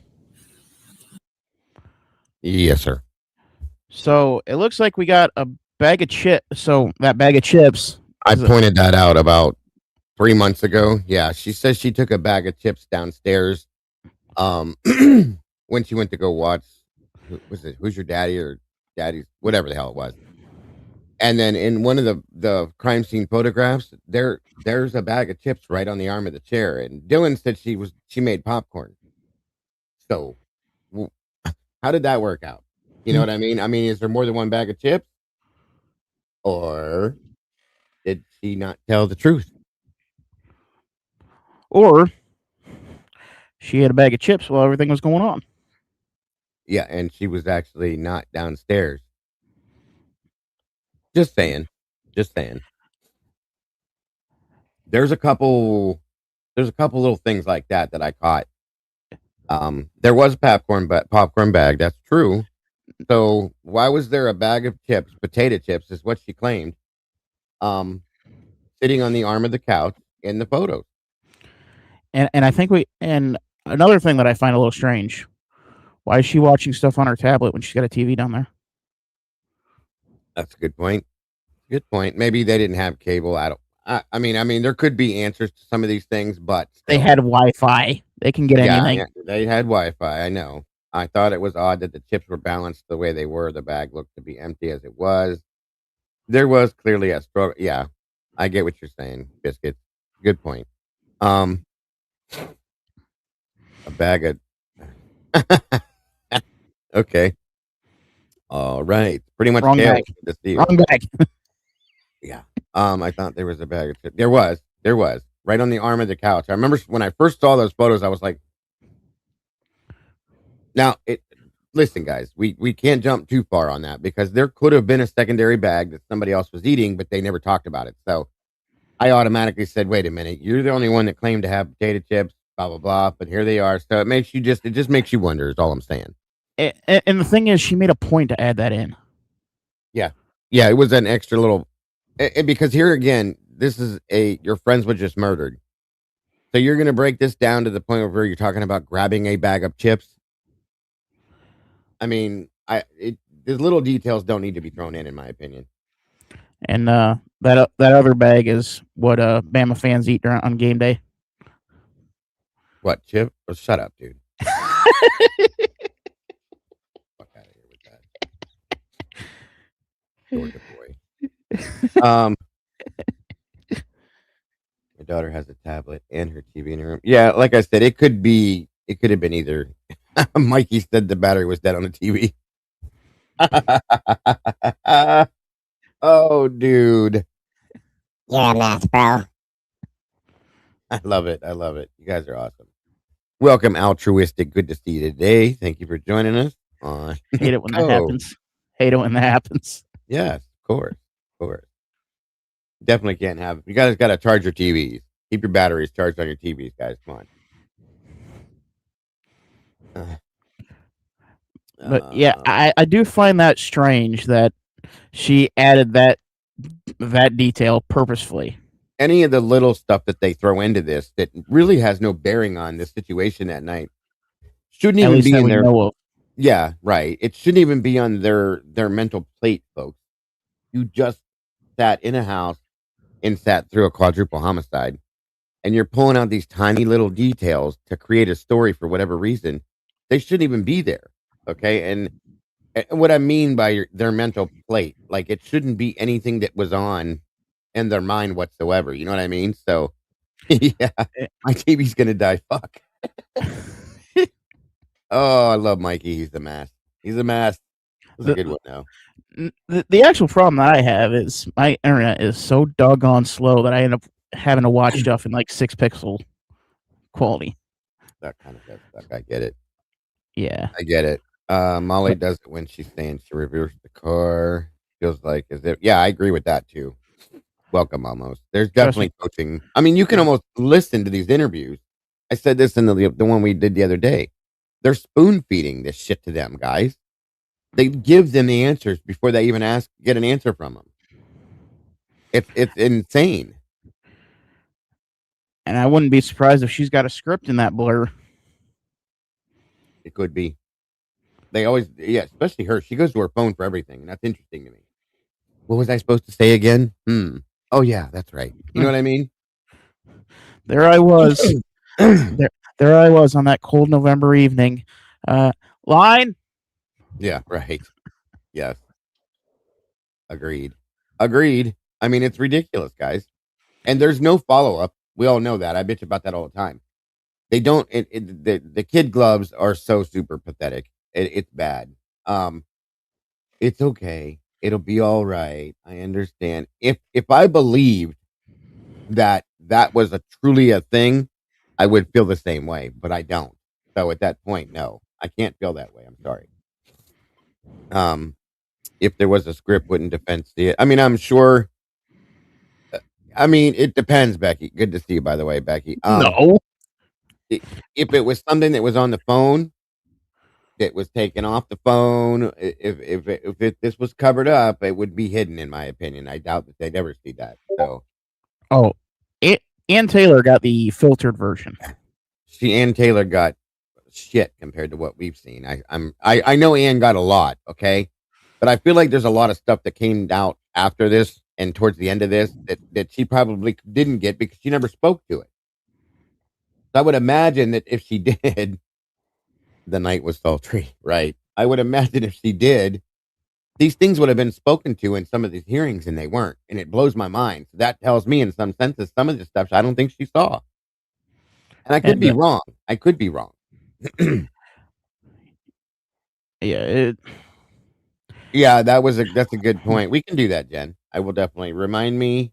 I'll write it down. Pull those up real quick. And I will definitely do that because I've struggled with that same question. The only thing that would have been loud enough to be a pop but quiet and give off enough light to where the 1112 would have been able to pick it up would be maybe a poppet thing, one of those poppets. But like a snap pop. Yeah. Thing. Yeah. Spike it at the ground and make the little kids dance. At least that's what I use it for. She claims, and that's probably her stupidity for putting that out there if it's not true, but she claims that they asked her what color was what you saw, and she said it was orange like fire. Well, guess what? It's either a firework or muzzle flash. Period. Nothing else is going to come off that way, in my opinion, and not make that sound as well. So, you're telling me the new Dyson ain't going to do that? The new Dyson? I have no idea. Yeah, I don't know anything about that. That's what it eventually turned into when we get through the interviews. Oh yeah, okay, gotcha. Good point. Thank you, Meg. But yeah, there's almost the problem is with that is we don't hear any popping. Right. Yeah, and like I said, that's the only issue I have with that too, is that in any of the audio, we don't hear a bang, a snap, a pop, a bang, nothing that sounds like that. So when and where did it happen? Or did it ever? Okay. That's the problem. And even with a silencer, you would still hear something. Depending on what it was, if it was a weapon, depending on what type it was and the type of silencer, some of them really do make no noise, but still, I still think I don't imagine anybody in this area is carrying around a silencer. I'm just saying they're not that easy to get a hold of these days. And if you do have them, there's just not they're not, this isn't the 80s anymore. They don't use those things. They just do what they do and they walk away. So, excuse me. Welcome, Kim. Good to see you. Seen a couple other people pop in here. And to answer Altruistics Murderer's question, no, I did not shave. I tripped headfirst into a weed whacker. There you go. There you go. Just got lucky with the evenness of it. Yeah, that turned out pretty good for that. I do agree. Oh, okay. See, I didn't hear that. I'll have to go find it and listen to it then. Thank you, JP.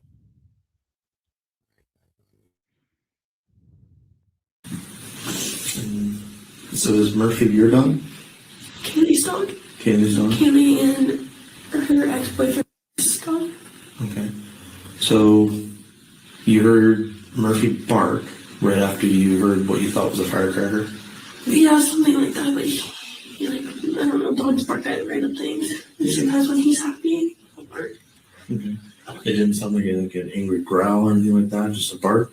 I don't really know. I was like half asleep. Okay. It just sounded like bark. So, hear the firework, kind of see a spark underneath the door. Murphy barks. What'd you hear after that? Pretty much nothing. Nothing. That's it. Okay.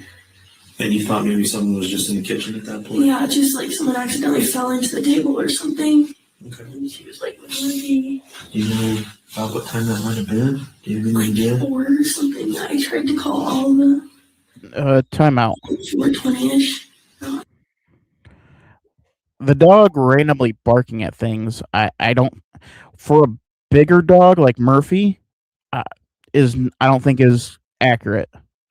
Usually it's usually the smaller dogs that's going to bark at anything and everything. the bigger dogs are going to investigate first before actually barking. That's just been my experience with dogs. I agree, but I still think I will give him this because he was still young. He was, in my opinion, his size was there, but he was still young-minded. So I'll give it that, which is a possibility. I'll leave that with that one. I'll give her that much, but you are right about that for the most part.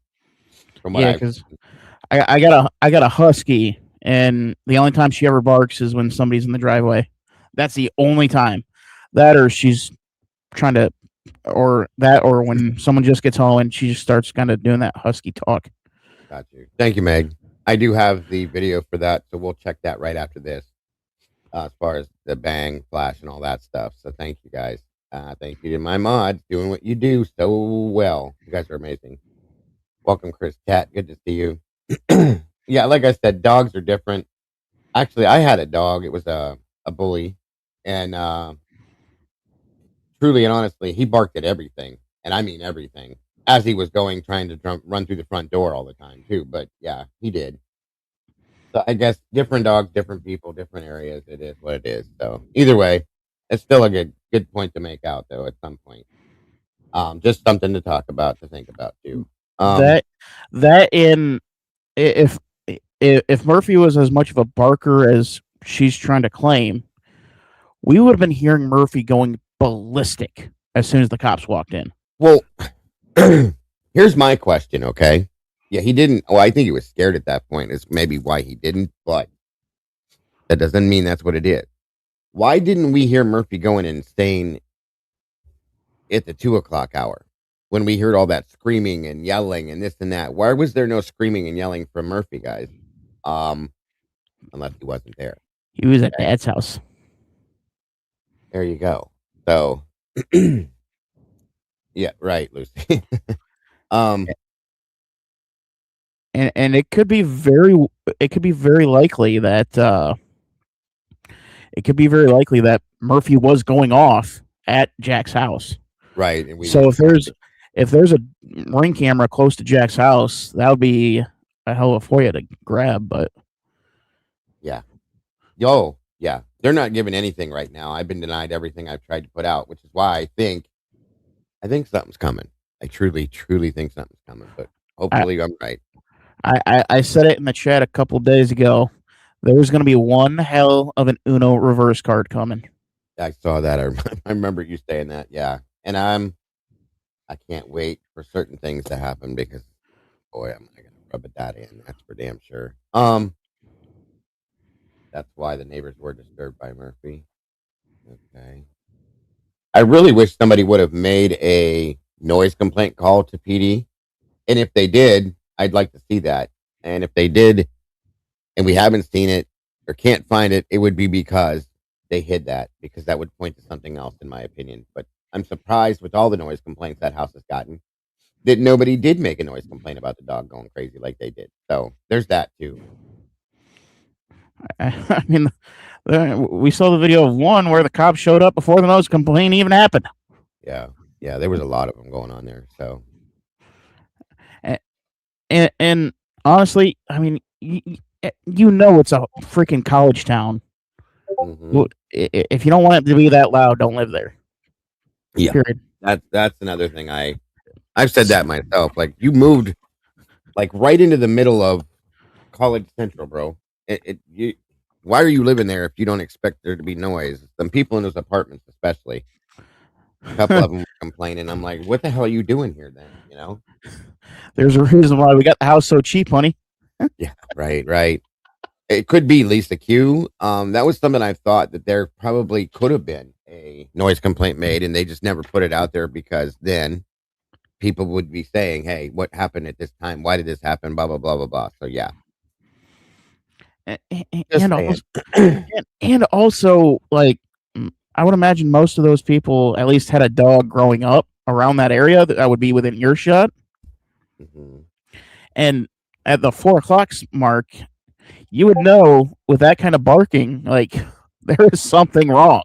Yeah, something's not right. And at least out of an abundance of caution, go yeah, you would call 911 and say, "Hey, this dog's going ballistic. You got to go check that out," or just go up to the house, knock on the door. You don't get an answer, then you call 911.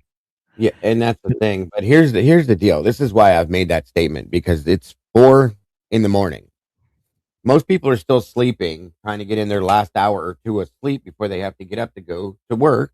Okay.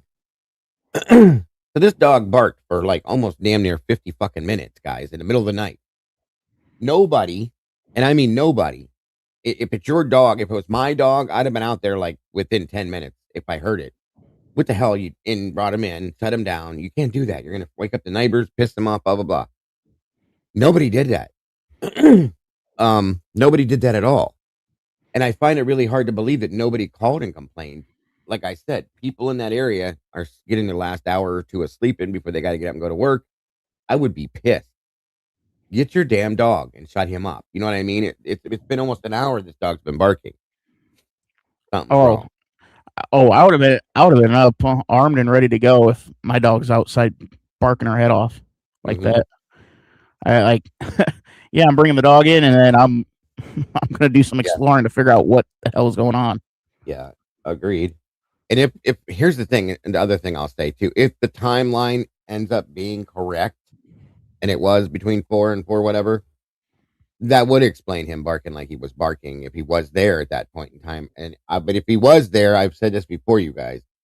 If he was there, I think he was put out on that upper deck area and left out there to stay out of the way, and that's why he was barking so incessantly, because he wanted to get back inside. So that was always my theory. But what Dylan brought out today is very interesting to think about, at the very least. So it definitely makes some sense. So on we go. That time and no one was answering. I thought they just went to bed or something. Okay. What happened after that? And called me. She said she thinks she saw someone. And I didn't know, like, really what to think of it, because sometimes we think we hear things a lot in the house, but it's usually just Ethan walking around. But she came, I told her to come in my room, and she could sleep with me, and we could lock the door and just stay there just in case there was anything, and that's all I know. And fell back asleep. You didn't hear anything else? Mm-hmm. No one else talking? Yes. And not one time when she came to your room did she tell you that, oh, by the way, Xana's passed out on the floor in her bedroom. Bullshit. Bullshit. That would have been the first thing talked about if that was not known, okay? I'll never not believe that. Period. If she claims that she ran by, glanced, saw Xana passed out, that would have been the first thing she said when she got to Bethany's room. So there again, it is what it always is. Period. There's just no way. I will never ever believe that if any of that was true, she didn't tell her. So you can take that and go somewhere else with it. Sorry. Oh, I'll be right back. No problem. Did you make it to your room then? Mm-hmm. Okay. What time do you think she got in your room? Around like 4:20, 4:30. Okay, about the same time. Yeah. Where's her room located to yours? I'm the only one on the bottom floor, right by the front door. Okay. And then you go up the stairs, and Xana's room, and Xana's room. There it is again. Listen to that one more time. I'm the only one on the bottom floor, right by the front door. I'm the only one on the bottom floor, right by the front door. We all know that that's not her bedroom, okay? So why is she telling everybody that it is? That's what I don't understand at this point. Why is that changing now? That's bothered the hell out of me since the first time I heard this. Right by the front door. No, you go in and you make a left and walk down that hallway, and that's where your bedroom is. That's where all her shit is. So I don't understand the basis behind that statement at all. One more time. think of it because sometimes we think we hear things a lot in the house, but it's usually just Ethan walking around. But she came, I told her to come in my room, and she could sleep with me, and we could lock the door, and just stay in there just in case. Randy Burr, my brother from another mother. Good to see you, brother. If there was anything, and that's all I knew. And fell back asleep. You didn't hear anything else? Mm-hmm. Okay. No one else talking? There's nothing. Okay. Did you make it to your room then? Mm-hmm. Okay. What time do you think she got in your room? Around like 4:20, 4:30. Okay, about the same time. Yeah. Where's her room located? Well, that was clipped. Hold on a minute. Watch that again. Did you make it to your room then? Oh, No, they redacted her name, and I feel like that was a clip there. Like something was completely pulled out of that. But hey, I could be wrong. You never know. Hey, Lisa, good to see you. there was a jump. There's a jump. Yeah. There definitely was. In my opinion. Even worse, when DLM left her room, that back slider had to be open. Cold air, did she not? Right. That's a good point too, Lucy. I agree with that. And yeah, it should have been, if you look at the layout of the house, Crystal,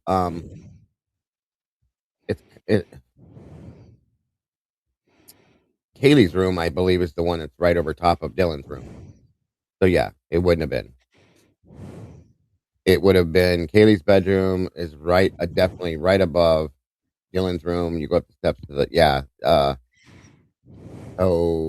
Maddie's bedroom would have been over top of the living room, I believe. But yeah, her bedroom was not by the front door by any means whatsoever. So I'm curious why she's saying. Okay, what time do you think she got in your room? Around like 4:20, 4:30. Okay, about the same time. Yeah. Where's her room located to yours? I'm the only one on the bottom floor, right by the front door. Okay. And then you go up the stairs, and Xana's room. Now there again, where is her room located as compared to yours? I'm the only one on the bottom floor. That's not what he asked you. Right by the front door. It's like she's putting that statement out on purpose to clarify something for whatever reason. But first off, that's not her bedroom where her bedroom is. And second off, why are you saying that? Okay. That just bothers the shit out of me. I'll be honest with you. This room, the kitchen, and then upstairs is Maddie and Kaylee's room. Okay. And where's the bedroom? Right by the kitchen. Right by the kitchen. Okay. And did she say anything to you when she got into the room? She said she thought she saw me. I'm the only one on the bottom floor, right by the front door. Okay. And then you go up the stairs, and Xana's room, the kitchen, and then upstairs is Maddie and Kaylee's room. Okay. And where's the bedroom? Right by the kitchen. Right by the kitchen. Okay. And did she say anything to you when she got into the room? She said she thought she saw me, and I didn't know what to think of it. I was like, Mama Force says, hey, wouldn't she pass the front door to reach Bethany? Yeah, she would. If you're walking to Bethany's bedroom, her actual bedroom, if you take the stairs down, you'd walk right around by that front door, make a left, and go down that hallway. 100%. Actually, you would go right past the front door to get to either room down there. So yeah, either way. Yeah, when you get down to the stairs, at the base of the stairs, you got the door to the right, which is going outside. Front door, yeah.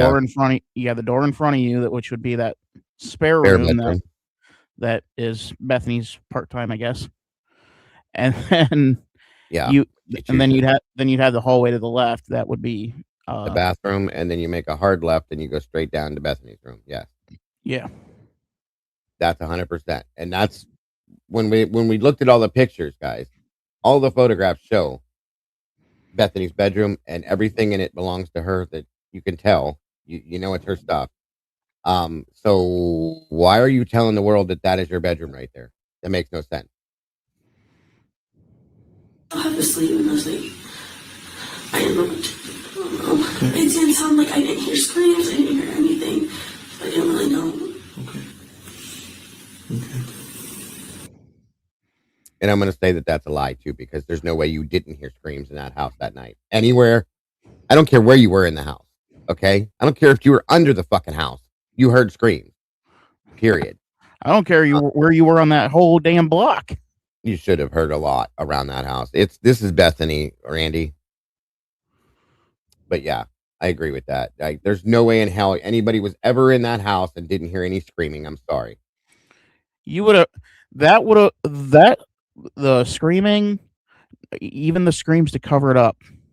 You would have heard that all around the block. Yeah, especially considering that they're not sleeping. And no matter what anybody says, they weren't sleeping. So that's been proven already just by looking at social media. So, and I also want to see. I'm also trying to figure in how Hunter and Emily play into this, because they are absolutely in on this. We just got to figure out how. Yeah, that's the whole point in me going back over all these interviews and stuff, or interviews, because they're not interrogations, but to kind of recatch things now that we've changed, our insight has changed on what we know now and different things, so on and so forth. I do this every time something new comes out, because I want to go back and hear what they say, kind of follow their body language if you can, as compared to what we know. So there's no reason that she should be blurred out at this point. None of that. Nothing should be being redacted either. That's what blows my mind. But, God forbid.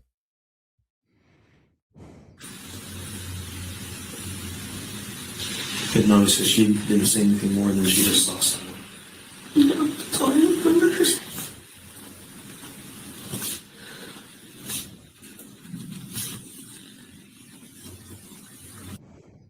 That's kind of the point I was trying to make, Jen.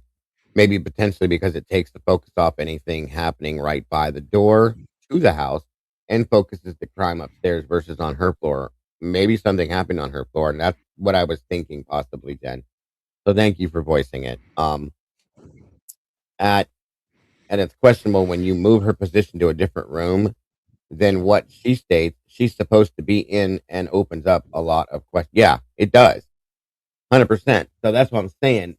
I'm trying to make that point, like pointing out to you guys that she just conveniently changes her bedroom. And there's been more than one verification of where her bedroom is by more than one person. So while she's changing this up, it has to be for a reason, in my opinion. And that relates to what Jen just said. And I do fully agree with that. So do I, Kim. So do I. I've said that more than once now. I pointed that out, that I feel like it's possible that what Dylan claims to have heard could have been the opposite of what she's saying. If Kaylee was downstairs possibly at some point on the first floor, okay, and comes from running up them stairs trying to get away. This is something I've thought about for a while now. Trying to get away from somebody or being chased up the stairs, okay? That could still explain an interaction there by that half ball in the pong table where she's caught right there as she's flying up them stairs, okay? Excuse me.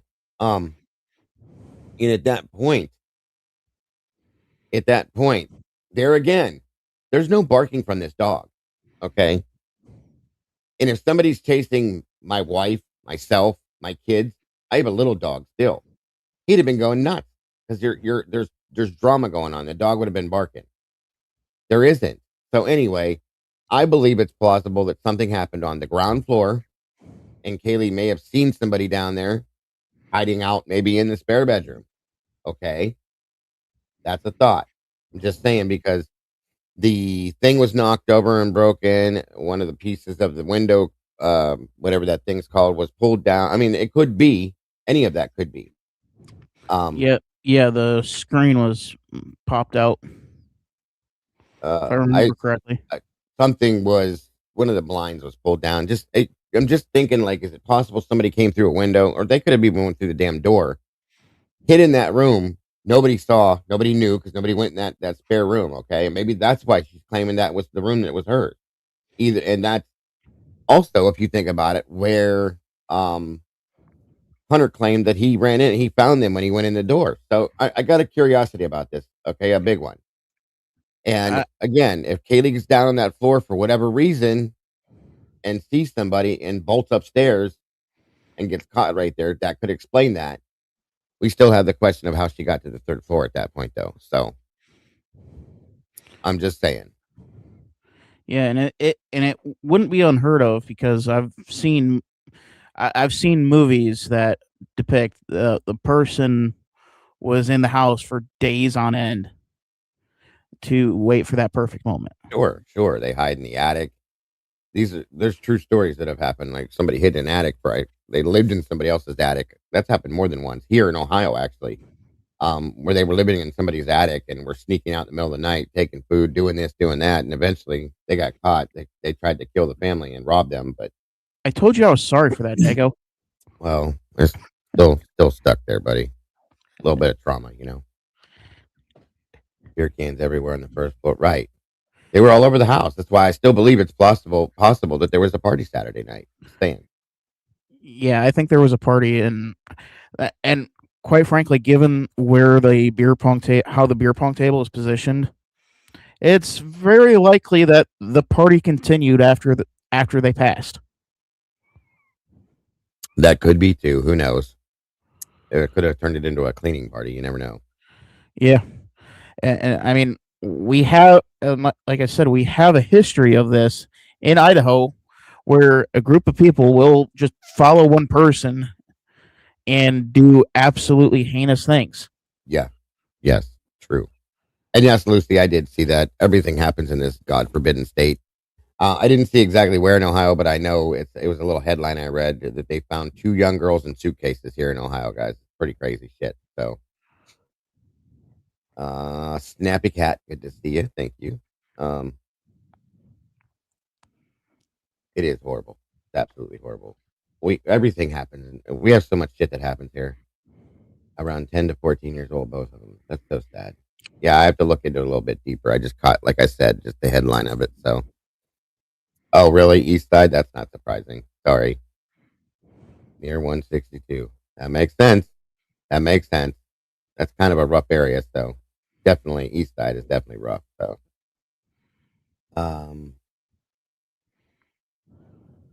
yeah. Gotcha, JP. All right, guys. We're almost done with this one.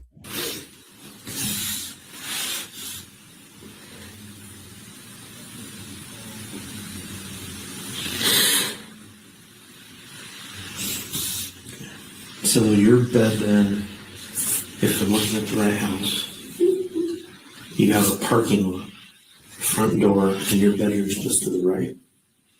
Okay. And that's where you slept from by the time you finally got into your room around 4-ish or so. Actually, before that. So like 3 something. Yeah. So you were in there sleeping. Okay. Dylan got to your room maybe somewhere around 4:20ish, but Dylan was already home at that point. You knew that Maddie and Caleb were home. Do you know when anyone else in the house got home? I don't know when Xana or Ethan got home. I didn't hear them come in or anything. Okay. And last time you saw Xana and That was because I think they were already home. Ethan was the original narrative on Xana and Ethan were they got home at around 4:00. Well, the press conference, they said everybody was home in the house in their beds by 1:45 is what I remember them saying. And I was like, no, no. If you go back to the first or second, I can't remember press conference. Everybody was home in their rooms, or at least in their rooms, or something like that by 1:45 a.m. And we know that that's not true. Yeah, there was one that had there was one video. It was from like ABC News from 3 years ago, and they said Xana and Ethan got home at about 4 a.m. Wow. See, just like the Dateline bullshit that is full of lies. Thank you, SRB. Good to see you, dear. Yeah, I think it's very possible, you guys, that Ethan and Xana were home maybe at the 12:30 time that Xana's dad claimed, and were in bed or walked in on something. Somebody was there. There could have been quite a few different angles that would make that all work out. So, just saying.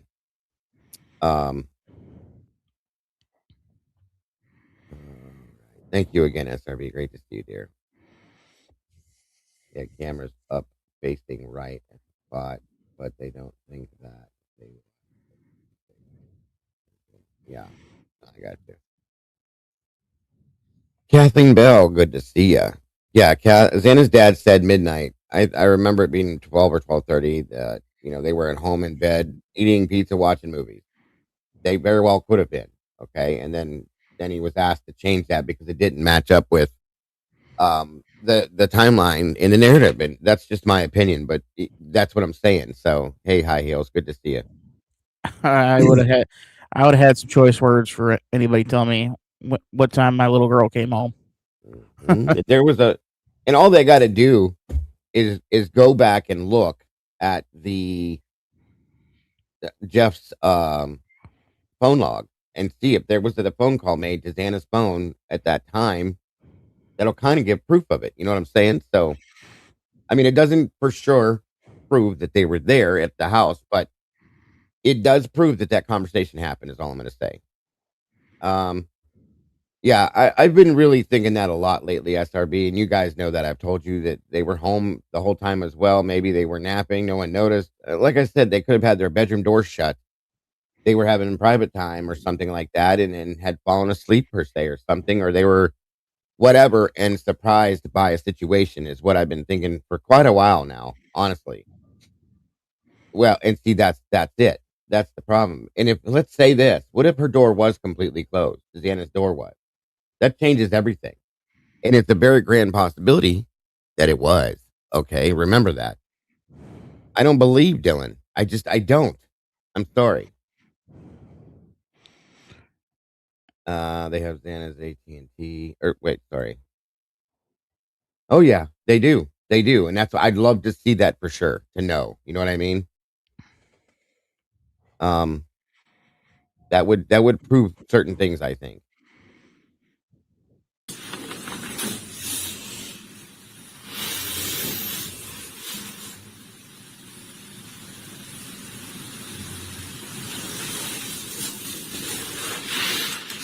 So,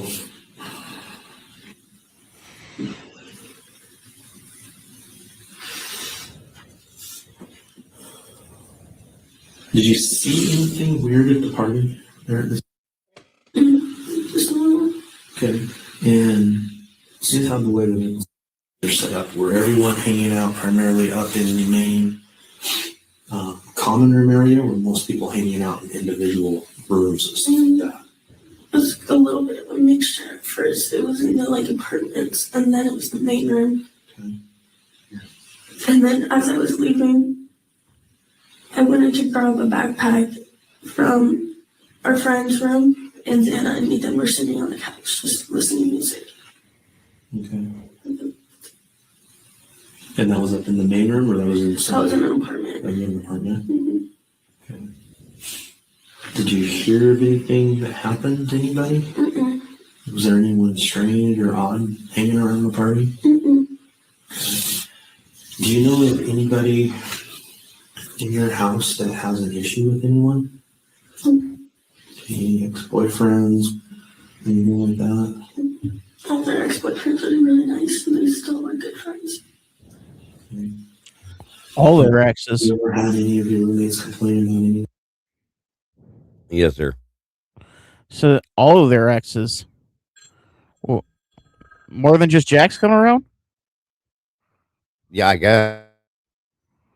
And I guess. that is interesting. Mm-hmm. Oh, and I don't know if it's already been put out into the existence, and it probably already has, but I found it interesting. Jack DeCour still to this day follows Ethan and Xana and Maddie on Instagram, but does not follow Kaylee. Yeah, somebody else pointed that out to me a while back. Pretty interesting, isn't it? That is something that makes you say, "Huh." It just makes you wonder: is it due to guilt? Is it due to anger? Is it due to it? What would be a good reason for that at this point? You know? it wouldn't make sense because they are allegedly on good terms to the point of where they are splitting the dog. That's exactly it right there. So yeah, things are not all hunky dory. It doesn't seem that way. I agree with that too, Chris. I think Bethany has. I think both of them have hardcore information, but I think Bethany has exculpatory information at this point still, because it was never put out. I think Bethany knows and is terrified to say what she knows, and I think she could probably bust the case wide open. That's my opinion. At this point, I don't think they need Bethany to bust the case open. Well, it would make it easier. That's what I mean. Yeah. But I've thought that for a long time, that I feel strongly, and I mean strongly, folks, that Bethany Funk knows something that would blow this out of the water, and she's sitting on it, in my opinion, completely and totally out of absolute fear and terror. So the thing is, it'd be fear of who? Well, that's the $1 million question, my friend. That would answer the entire thing. Because all the characters that are actually involved in this aren't necessarily scary enough to really do anything, especially outside of Moscow. Well, that's how we see it. But you have a young girl who could have been told, this is what you're going to do. This is how you're going to do it. You're going to shut your fucking mouth. Or this is what's going to happen to you. That could be all it took, bro. And that was more than enough to run her away forever and never come back to any of this. I agree, Kim. I still feel like that would only last for so long. Eventually, she would come out and say, and she would at least come back for the sentencing, do the victim impact statement. She didn't, though. And you would think that you would have like the ultimate, in a sick, twisted way, the ultimate bonding experience with Dylan. Yeah, she should have, considering, and she didn't. I'm almost dead set. I'm glad to see you, that you're still here, Paula. Thank you for being here. But I'm dead set on the fact that I believe that Bethany was going to leave that morning if the police wouldn't have showed up. I think she was going to be gone. End of story. So that's just my opinion. And any way to prove me wrong, I will accept it. I'll eat all the crow I need to, but I think she was going to leave that morning. Good to see you, Witchy. So yeah. And I think there's reasons for that. But there again. Which leads me to believe that this got dumped on her at the last second. You know, I agree with you that I feel like she didn't want to be involved in this, but had no choice. So. But the problem is the things that she adds into it is so well calculated that there was a plan that she was involved with. So it's kind of it doesn't quite add up. No. That is true. That is true.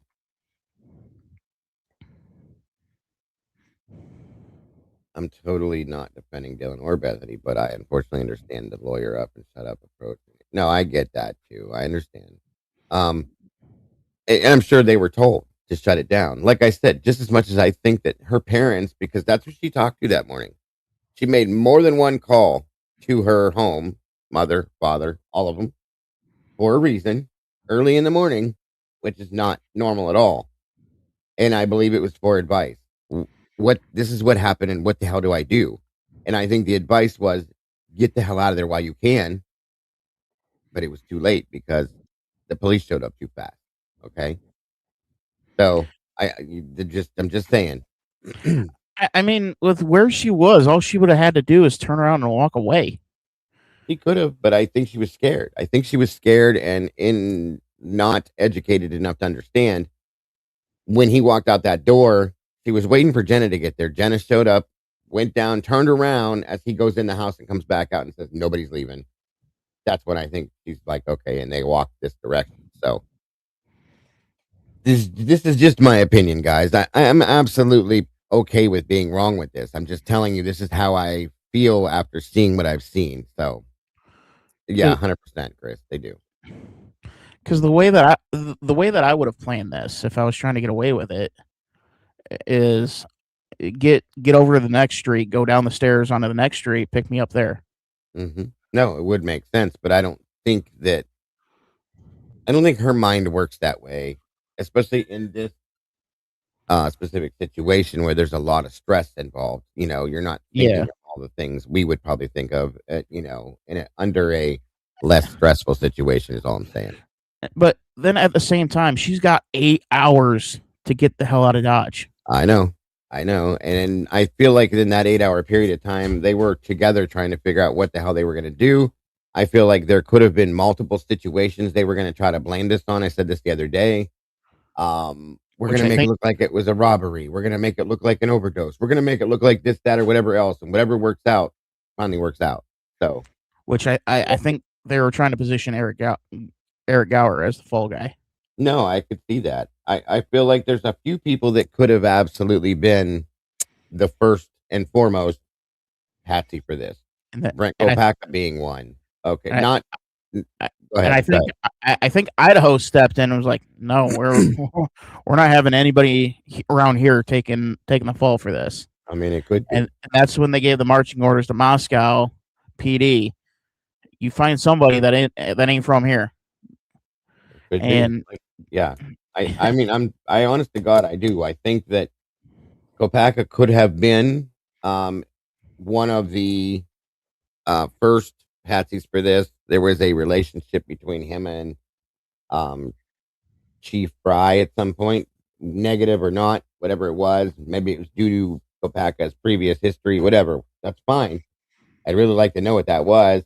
But I believe it's possible that there were multiple people that could have been. What's up, 1-1? Good to see you, brother. Thank you for joining us. Yeah, I feel like could have been multiple people that they were looking at for this, and it just wasn't working out and they wanted somebody that was an outsider. Okay, I feel like there was maybe a couple reports about this Koberger kid that's irritating people, that's upsetting people. And bing, bang, bong, we got some information on him. Let's go this direction, and here we are. And I don't have full details on what I think about that, but I do feel that it's in that boat somewhere. So. And I have a theory on that as well. So, we all know Koberger was not well liked by the students that he was grading, and right. And the thing that tends to get forgotten is he's in a class full of people that know exactly how DNA works. Yeah. And I don't think it's completely out of bounds to assume that some of the guys involved in the case was like, hey, if you can get some sort of DNA for us to plant on a knife sheath, that'd be great. We'll say Jack D. He's got friends in Washington State. Hey, we need something. Can you get us something? Give us a fall guy.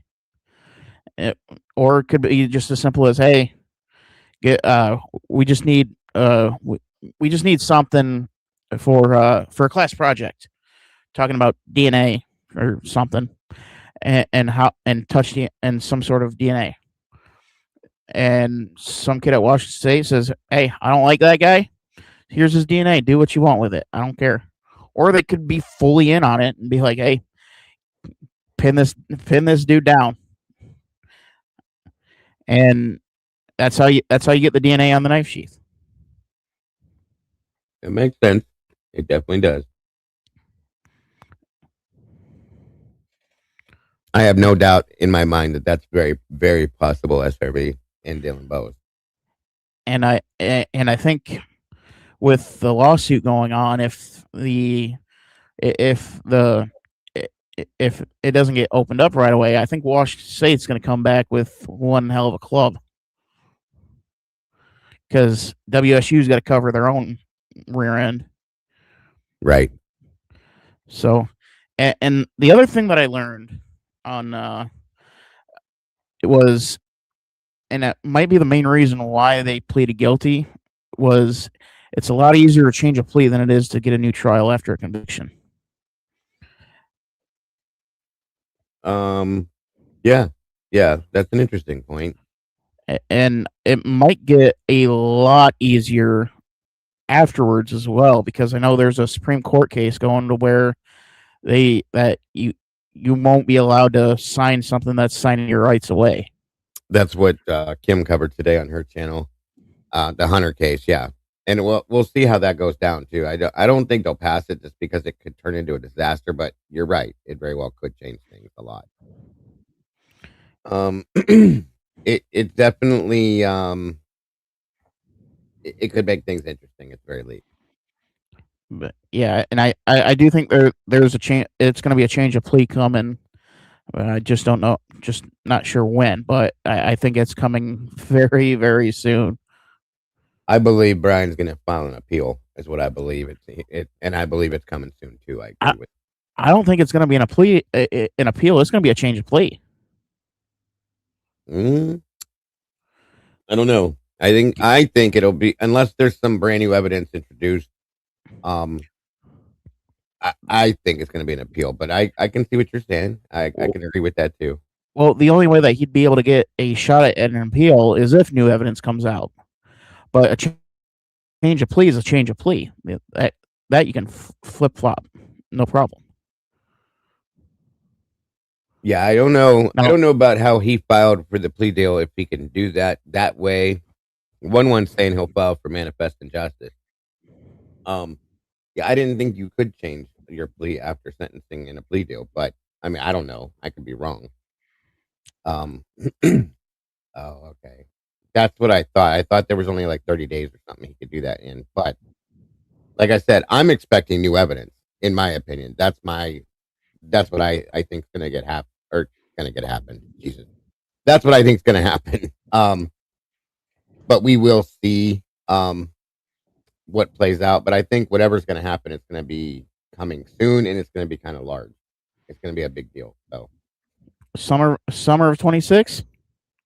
At least by, I believe, yeah, definitely by this summer. I feel it's gonna hit the fan going 90 miles an hour. So I'm here for it. Yeah, me too, big time. All right, let's finish this one up, guys. Once though, Kaylee said when everyone was like gone, me and we were at the sorority house for a meeting, and it was only Kaylee, and she was taking Murphy out. This was a while ago, and she said she swears she saw someone staring at her while she was taking the dog out from the backyard. How long ago that was? Maybe like a month. She could see like a man's silhouette like staring at her. You think it was about a month ago? Mm-hmm. Did Kaylee have any issues with anyone? Mm-hmm. Okay.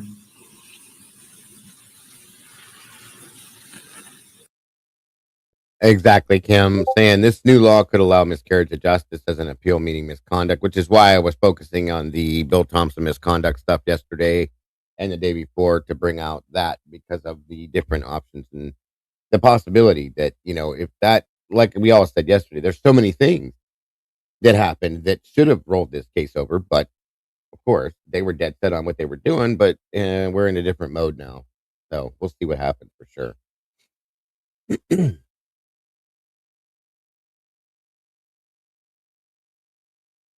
How a material witness was allowed to give a deposition that's entered into evidence when they have the phone records showing that the material witness is lying is a big problem, and that's a good point.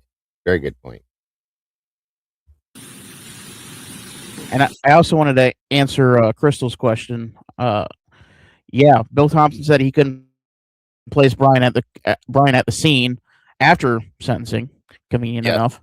He did. But I don't think he ever admitted that wasn't his car. That I don't remember, but everything else, like I said yesterday, they walked back, and I mean, absolutely, they ran back. Everything that they put out that pointed Brian in that direction, 100%, as soon as the sentencing was over, they 100% walked it all back, guys. Anything that they had proving that Brian was there or trying to prove that he was there, they backed it all out. So that tells me there was nothing. There's no proof. There still is no proof. They have nothing. Period. which again makes me think, why didn't Ann Taylor just chance it in trial? Because the burden is on Bill Thompson to prove it, and there's nothing there to prove. I think what's coming is going to show us that answer to that question, in my opinion. That's just my opinion. I mean, he would just. I mean, we'd still be sitting at the same result but you'd be sitting on death row instead of instead There's of a reason. I believe there's a reason, and there's a reason why it had to happen that way too. And I think we'll figure that out when this all goes down, in my opinion. I need to get a law degree. I think we all want one now at this point. Yeah.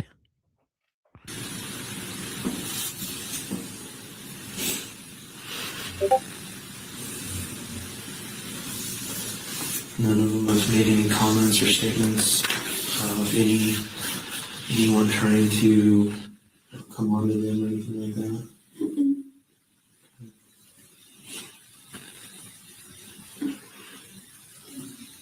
And you said that all the ex-boyfriends and that, they're all normally very nice and stuff like that.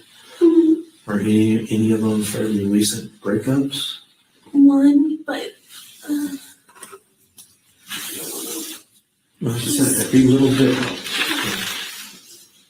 Can you give me a little information on that one? his name's he lives down the street.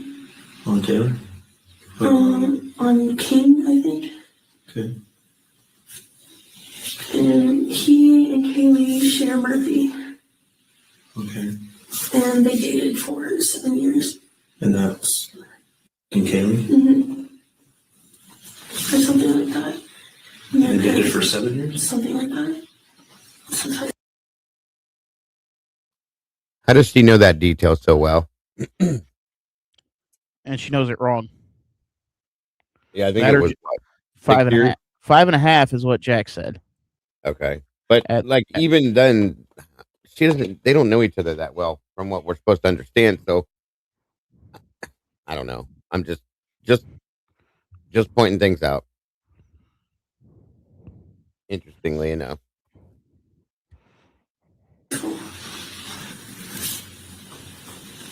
Their families are really close too. Okay. And they shared Murphy? Mm-hmm. I think. I think. Okay. How long did they break up? What you mean by I think? She keeps throwing that on the end of everything she says. Pretty much, or I think, or something like that. She adds that to the end of every statement she makes. She knows the answers to all these things, in my opinion, but she's throwing that on there because she doesn't want to blatantly come out and make a statement in case it can be held against her, or she says something that's not right or whatever. This is just my opinion, but I noticed that every answer she gives, there's a I think, or pretty much, or I believe so, or something like that. You know what I mean? Which would lead to more premeditation. Of course. Yeah. Yeah, like that was all part of the plan. I'm telling you guys, the 911 call and some of this other stuff in these interviews, as we're gonna go to Dylan's next, says like they're imprinting in everybody's mind the narrative to the story that they were supposed to tell. I feel like the Dylan having during the 911 call, okay, the way that they keep saying at 4:00 this happened, pretty much that like these things are purposely being said. Okay, that's my opinion. So all these things that Bethany's saying that she doesn't know, or that she's making it sound like I'm not sure of, she knows all this shit, you guys. She has to. Okay, that's all I'm gonna say. Or something. But they're still on really good terms. Do you know why they broke up? She was gonna move to Texas.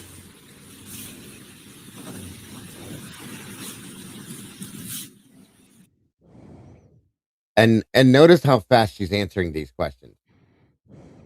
Okay, like, you know why they broke up? She was going to move to Texas. Like, boom, boom, boom. It's quick. There's no delay. There's no like, that kind of shit. That's something else that I've noticed too. Yeah, it's like she's on top of it. Like she knows exactly why they broke up. Yeah. What's up, So AR? it it's almost like there might be like, I mean, that would show without a shadow of a doubt that it's premeditated, because Yes. any average person would be, well, I'm not 100% sure. I heard it was because she was moving to Texas. Yeah, but then listen to what she says here after that here in a second. Yeah. And again, Blue Devil, that's what I was saying. That bothers me more than anything in that call. Okay.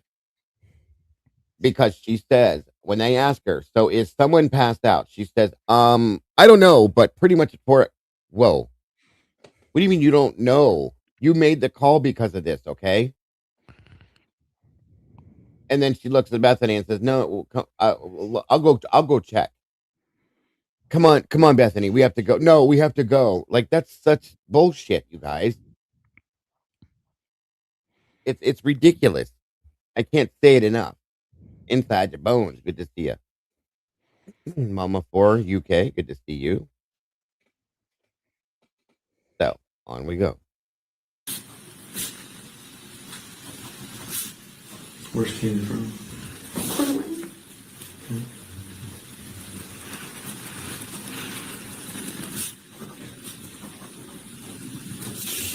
Where is from? Portland. Okay. Okay.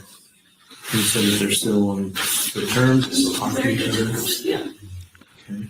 Has Kaylee been seeing anyone Good else? enough terms to be following each other on Instagram. Not really that I know of. Okay. Again, how does she know all of this? You know what I mean? Off the rip. Yeah, it's very like they're still on good terms. Yeah, all that.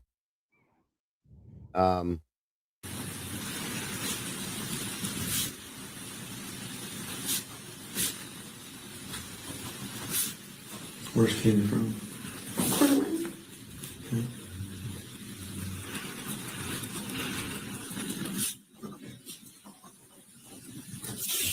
Where is from? Portland. Okay. Okay.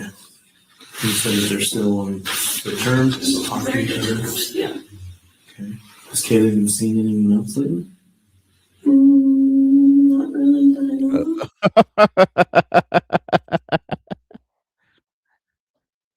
What's up? Stubbed her.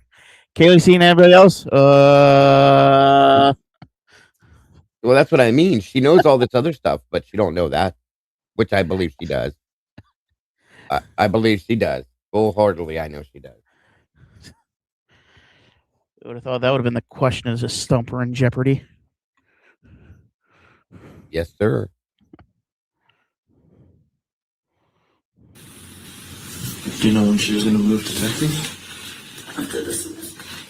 But then apparently she wasn't going to anymore. I don't know. Do you know what changed your mind?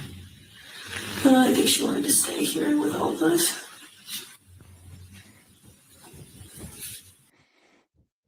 Which makes no sense because Kaylee was graduating. So what is she gonna just hang out on campus with you guys? Truly?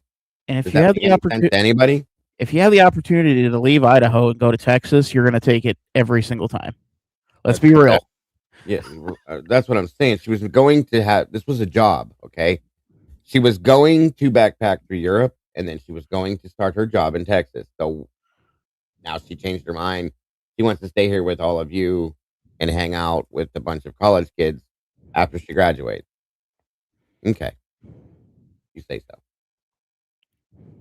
And also, with as popular as Kaylee would be, it would make even less sense. Yeah, I agree. I agree.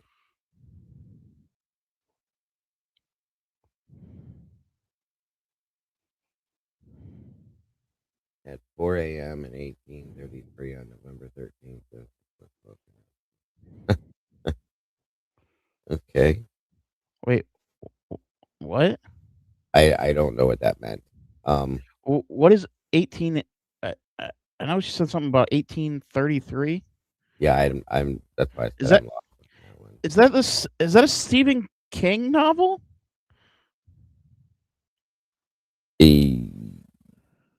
I think there is one that is a Stephen King story. Yeah. I know Yeah, I there's. don't have that book, but I think there is a story that says, Google it, she said. Okay. What do we Google, Bones? What exactly do I Google for that? Just 1833?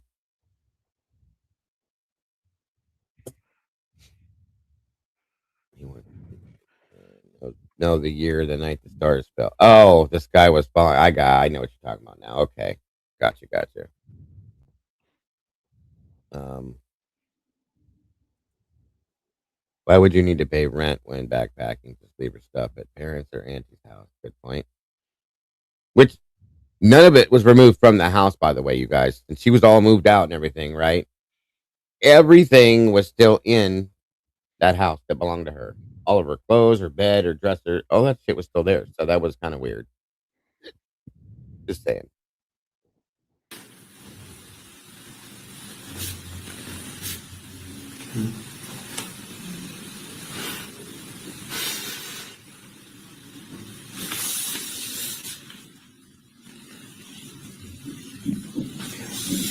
Is there anything else you think is important for me to know? And you might remember things later. That's very normal, okay? If you think you remember anything else, please reach back out to us. And we'll bring you back in and we'll get that information, okay?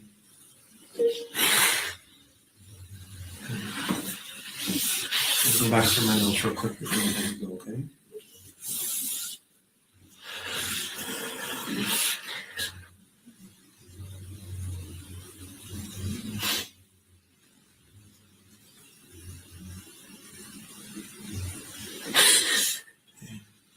And you don't remember Kaylee's last name? Like Gonzalez.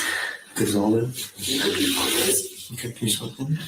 I don't know how to spell it. Oh, that's right, sorry. No, you're good. Okay. So you know that her and Jack were good friends now. You know this, you know that, but you don't know how to spell her last name. Okay.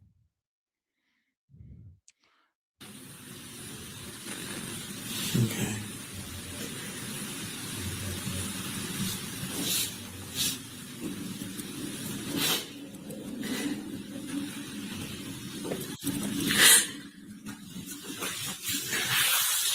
All right. Yeah, I very much thank you for sitting down with me, okay?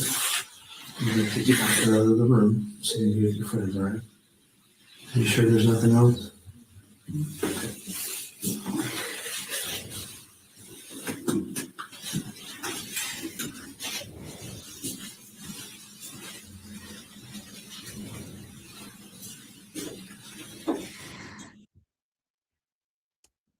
What a joke. What a joke. What a joke.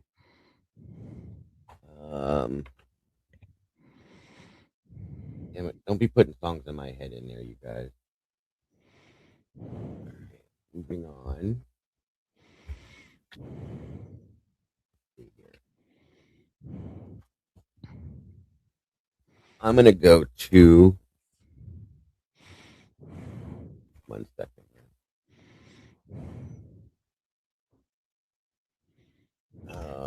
1 minute. Michelle F., good to see you.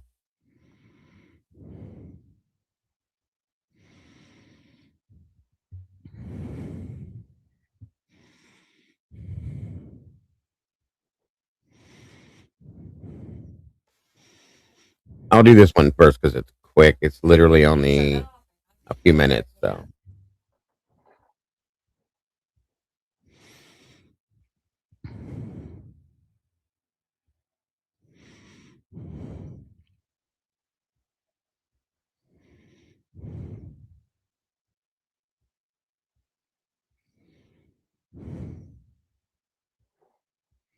Go.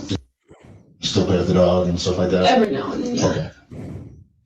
So, you hear Kaylee upstairs, she's dancing. And playing with the dog, normal kind of thing, probably. Yeah. And then she says, "There's someone here." Yeah, when she goes, I can hear her go upstairs, and then I think she's in her room, and she says that someone's here, and I can tell she's scared, and she runs downstairs. Where do you think she ran? I don't know if she made it past the stairs, Okay. or if it was in the living room. Okay. Um, But you heard her on the stairs. Yeah, I heard her running like super fast down the stairs. Okay. And then I didn't open the door. I just called her name, and I called Xana, Kaylee, and Logan on my phone. And then What were those other names? Xana, Maddie, Mogan. Sorry, we call Mogan as Maddie, and Kaylee. Okay. So do you know what Xana's last name is? Kernodle. Kernoodle, I believe. Okay. So what about Maddie? Mogan, Mogen. And Kaylee Goncalves. Goncalves. That's the same one. Okay. Yeah. Switching the L around. Yeah, we're all roommates. Okay. She moved the L over like 3 spots. Haley and Logan are both upstairs. They don't share rooms. They have their own rooms. Yeah, we all have our own rooms. Okay. So these two are up on the third. Yeah. Where's Xana? It's my floor. Your floor. She's closest to the bathroom on my floor. Bathroom. Okay. So Jen and Katie aren't an issue. No, they're not at all. What about for Xana or Maddie? Are there any guys that are an issue? Any girls that are an issue? No, Maddie has a boyfriend in Boise, super nice. Okay. Xana is dating Ethan, who is in the room with her. They're really nice too. Okay. Really nice people. I don't know anybody's name or anything like that. So What'd you say? They're really nice people. Yes, all of them are the nicest. They're super, super nice. Pretty much. You notice Dylan moved the L on Goncalves like 4 spots? Yeah. Completely. was Ethan, Xana, Maddie, and Kaylee all upstairs still? Are those ones that got? You know what I noticed in this video, and I don't know that it is what it is or anything at all, but Dylan looks like she's wearing Hunter's shoes. And I know she was barefoot at some point, okay? She was barefoot in the initial interview at the scene. Yeah, but that's what Hunter had on his feet, was something identical to those. So I'm not saying those are his, but they definitely look like the same ones. Maybe they both have the same ones, but just saying. It's the Brotherhood of the White Slides. Yeah, right. So the phone out the window. It's as exclusive as the Skull and Bones at Yale. Yeah, and just as deadly apparently. They all went to Emily's. Yeah, they all went to Emily's, showered, changed, washed off whatever DNA they may have on their bodies, got their story straight, and then did this interview. They all did their interviews together here. They all came down here together. Then they all went to the hotels together. Just saying, Wow, putting a bunch of college kids in a hotel, what could possibly go wrong? All of them that were all at a scene of a quadruple homicide without swabbing or I'm just gonna go on and on about this because it's so irritating. But anyway. I mean, the way that I would have done it if I was on the scene, as soon as I sniffed something, which was very early on, is all right. Get everybody in cuffs. Start loading them up in the car, in individual cars, and hauling them back to the station. They all should have been separated, detained. Not that they had to be cuffed, but at least detained and then swabbed immediately. All of it. They all should have been, but nope. Oh, as soon as I sniffed something, which would have been right off the cuff, because you don't call for an unconscious person when they're dead. Yeah, that's true. It would have been instant. Everybody's going under arrest for suspicion of murder. We're gonna get this sorted out. Agreed.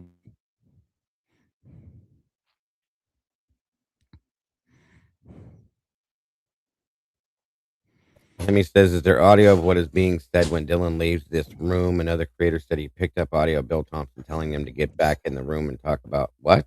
No, I didn't hear that. Oh, that's on the True Crime Forensics. Sherlock picked it up. Really? Yeah.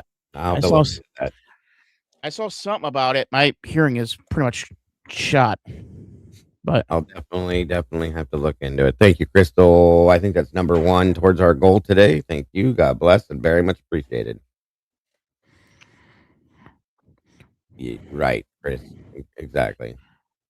But now this isn't a good interview, but this is a fairly quick one. I'll point these things out, and then the good one is where all the bullshit comes out, in my opinion. So, and I think they know it.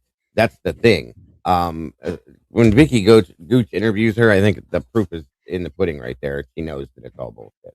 I mean, you can tell something's off right from the get-go when they go up the stairs and there's Hunter with a knife over the 2 bodies that have been stabbed to death. And all they do is, hey, what's going on? Definitely doesn't look good. Yes. What's up? Yeah, I'll definitely have to listen to that. SRB says someone said it sounded like him, so I'll definitely check it out. Got the coffee right? Got the coffee going? Yeah. Oh, right. In every other instance in modern human history, that person is getting tasered and thrown down the stairs.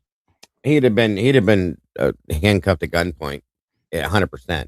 As soon as they saw what they saw, he should have never been in there. But yeah, one even said that they'd have drawn down on him, put him on his knees, handcuffed him, and walked him out of the house. End of story. So, and I think Senior Wazowski said the same thing. And my friends that I talked to them, 2 of them that are police officers, said the same exact. Like, if he wouldn't have gotten shot too, because that's when you're holding a knife or you're in, you know what I mean? You just don't do that kind of shit. And it whatever. So. Hurt? Those are the ones that got hurt. Okay. And then the other girl that's here, she's on the 1st floor. Okay. And was she the one in the yellow hoodie? Yeah. Okay. She's over there. So anybody that would want to hurt Ethan or that's jealous of Ethan? No. Nothing like that? Oh, I've never heard anything. All right, guys, I'm going to let this play for a minute. I got to run to the little boys' room. I'll be right back as it's playing, and I'll catch back up. Any cars that were in the area that you can think of that wouldn't have been wrong? No, I wasn't really looking at that. Okay. And you did see anybody come downstairs. Did you hear anything else? I don't even know how they got in. We're usually pretty good about locking doors, and we've never had problems before. Like, it was just really random. Okay. So you're getting home around 12:31. Yeah. You've got Maddie that comes home shortly after. Yeah. Maddie comes home shortly after that. And then from that point, from about 2 to 4, did you fall asleep? Yes, I fell asleep. Okay. And Kaylee also came in with Maddie at the same time. From the club. So between that time, obviously, you're not hearing anything. You had something to drink, so obviously you're going to sleep a little bit deeper, right? Yeah. Okay. And then you hear her. She says what she says. You hear her hitting the stairs. You open the door, cry out to her. Yes. And then you close the door because you're scared. Yes. Right? What happens at that point? I opened the door again, and I heard what I thought was Kaylee crying in the bathroom, and I heard this man's voice say, "It's okay, I'm gonna help you," but it wasn't like in a nice way. Like, it was just weird, and it was a voice I've never heard before. Okay. And then I called out to her, and there was no crying after that. I don't really know. It's okay. I'm gonna help you. You thought you heard Kaylee crying in the bathroom? Yeah, Okay. but it could have been Zena, but I thought it was Kate at the time. Okay.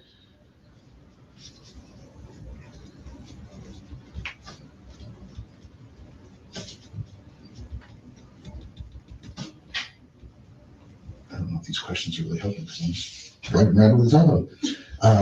And you said you don't recognize the voice. No. I don't know if these questions are gonna help. And the guy is right there. And he's maybe my height, a few inches taller, not like skinny, athletic built. Okay, I'm back. Do I need to back up? A little bit. Okay. You missed the part where she said she was asleep. Says you hear her hitting the stairs.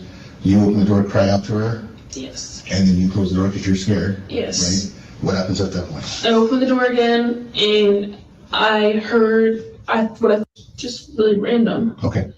So you're getting home around 12:31. Yeah. You've got Maddie that comes home shortly after. Yeah. Maddie comes home shortly after that. And then from that point, from about 2 to 4, did you go? Random. Okay. So. Oh, I wasn't really looking at that. Okay. You're good. Did you see anybody come downstairs? Did you hear anything No, else? I don't even know how they got in. We're usually pretty good about locking doors, and we've never had problems before. Like, it was just really random. Okay. Now we know that's a lie. Yeah. Thank you, Chris. Appreciate that, brother, so very much. Number 2, God bless, bro. Very much appreciated. We know that's a straight up lie because they came home one day and the door was wide open. Yeah. And the washing machine was running. Yeah. Yeah. Hate it when those hobos come in and try to clean my laundry. 100%.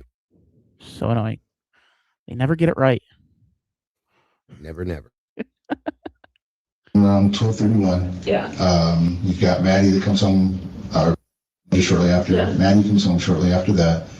And then from that point, from about 2 to 4, did you fall asleep? Maddie comes home shortly there. Where's Kaylee at? Maddie by herself. That's weird.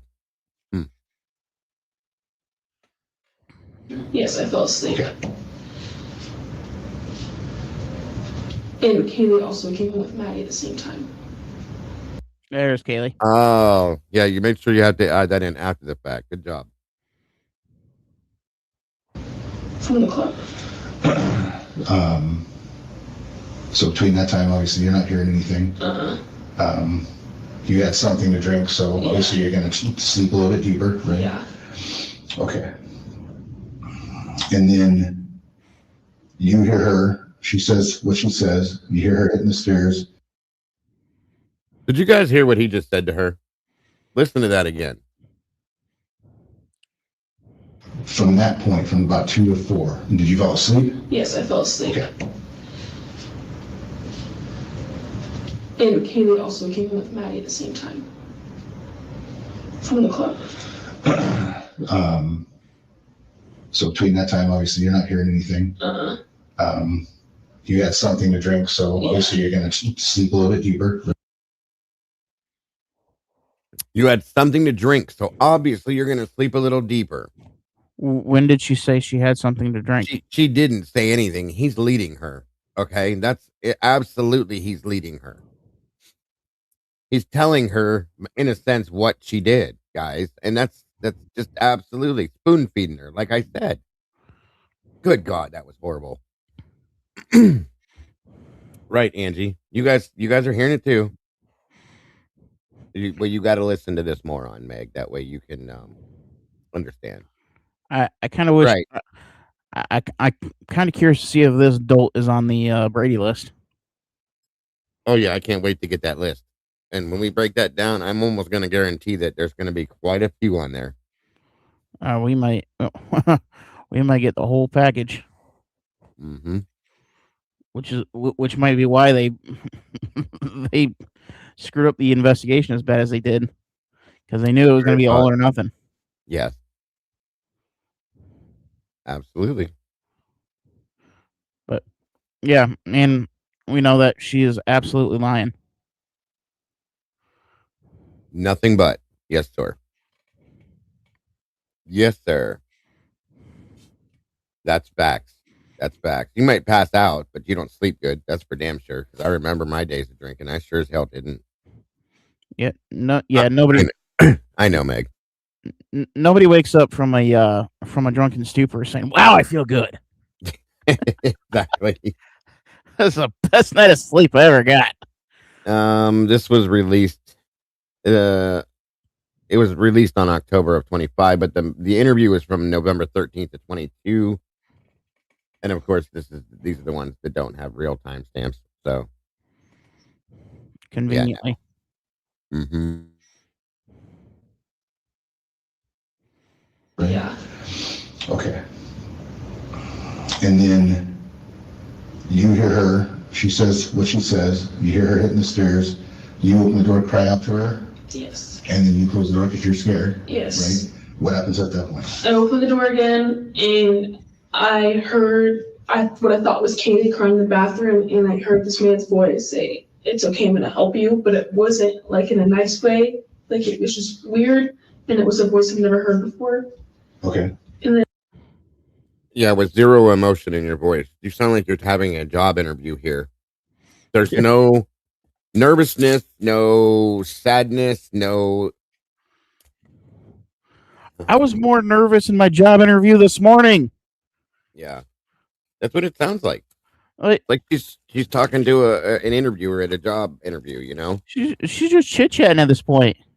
Yeah, this is not even remotely emotional. Like, at least, hey, Contessa, at least Bethany had the brain cells to act like she was upset. You know, I'll just say that. could have been because this is probably the 4th or 5th take that they're doing this. Could be. All I can Say, say is girlfriend, stop lying.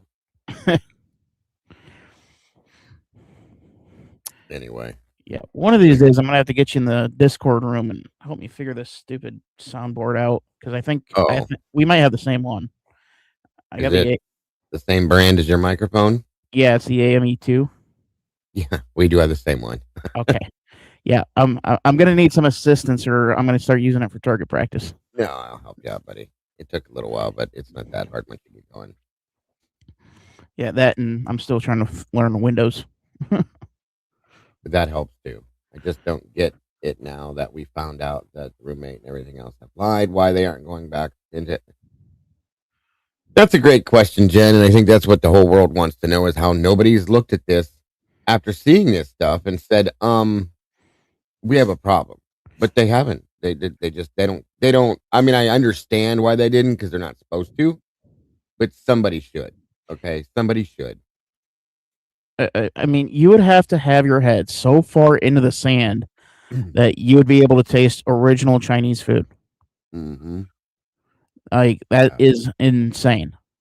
And this isn't even just talking about the people that are directly involved. You got the true crime sleuthers that are just completely ignoring everything going on here.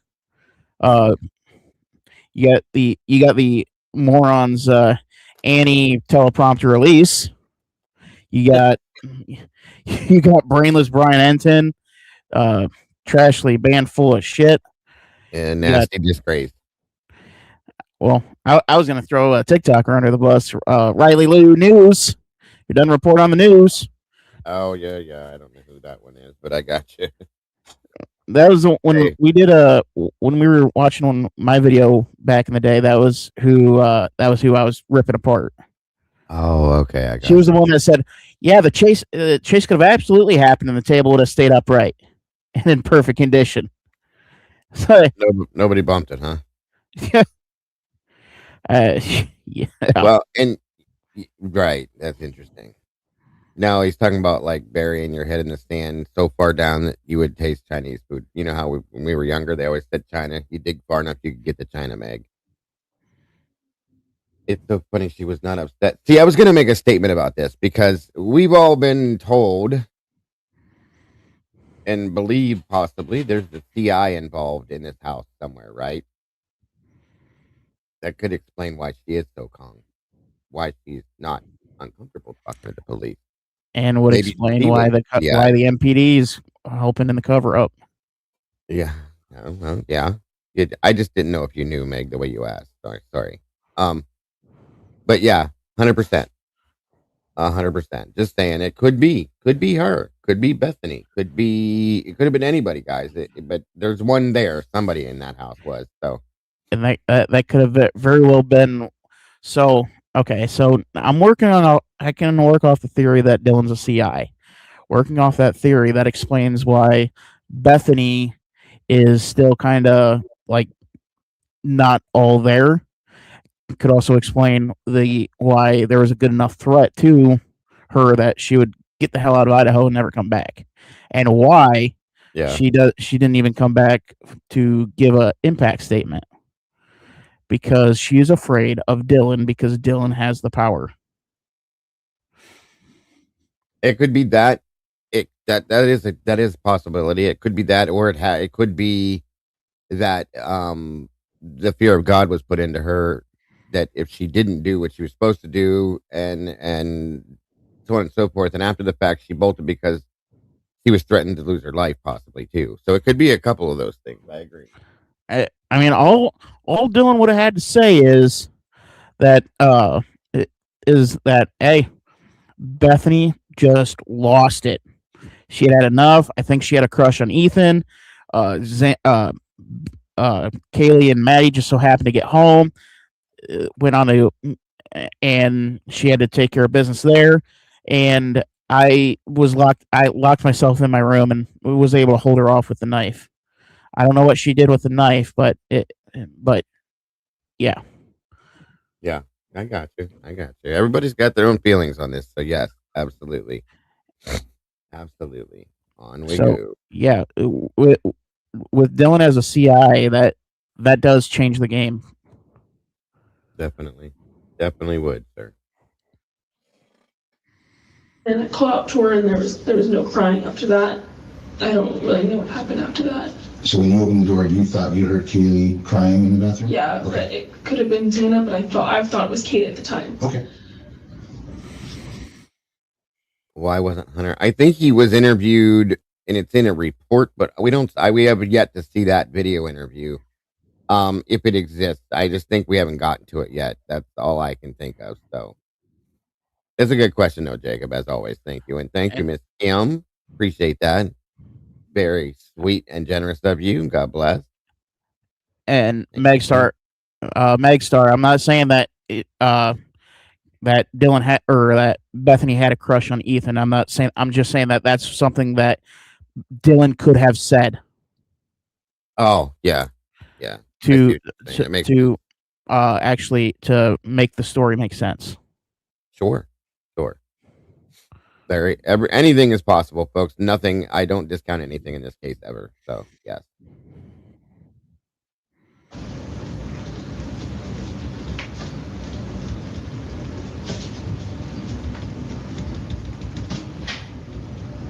don't know if these questions are really helping because I'm just right with the time.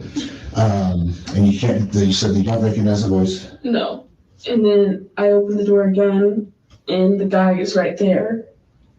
And he's maybe my height, a few inches taller, not like skinny, athletic built. He has all black. He's wearing some masks that covers just his forehead and hair that goes like around. He was white. He saw me and I saw him, and he just left. And he was holding, it looked like it was this and this. It was black, and I didn't think that it was a gun, but now I'm thinking that it probably was. But I was just in and out of it. So Now you say this. like it was cylinder like this, and then it went straight out and then in.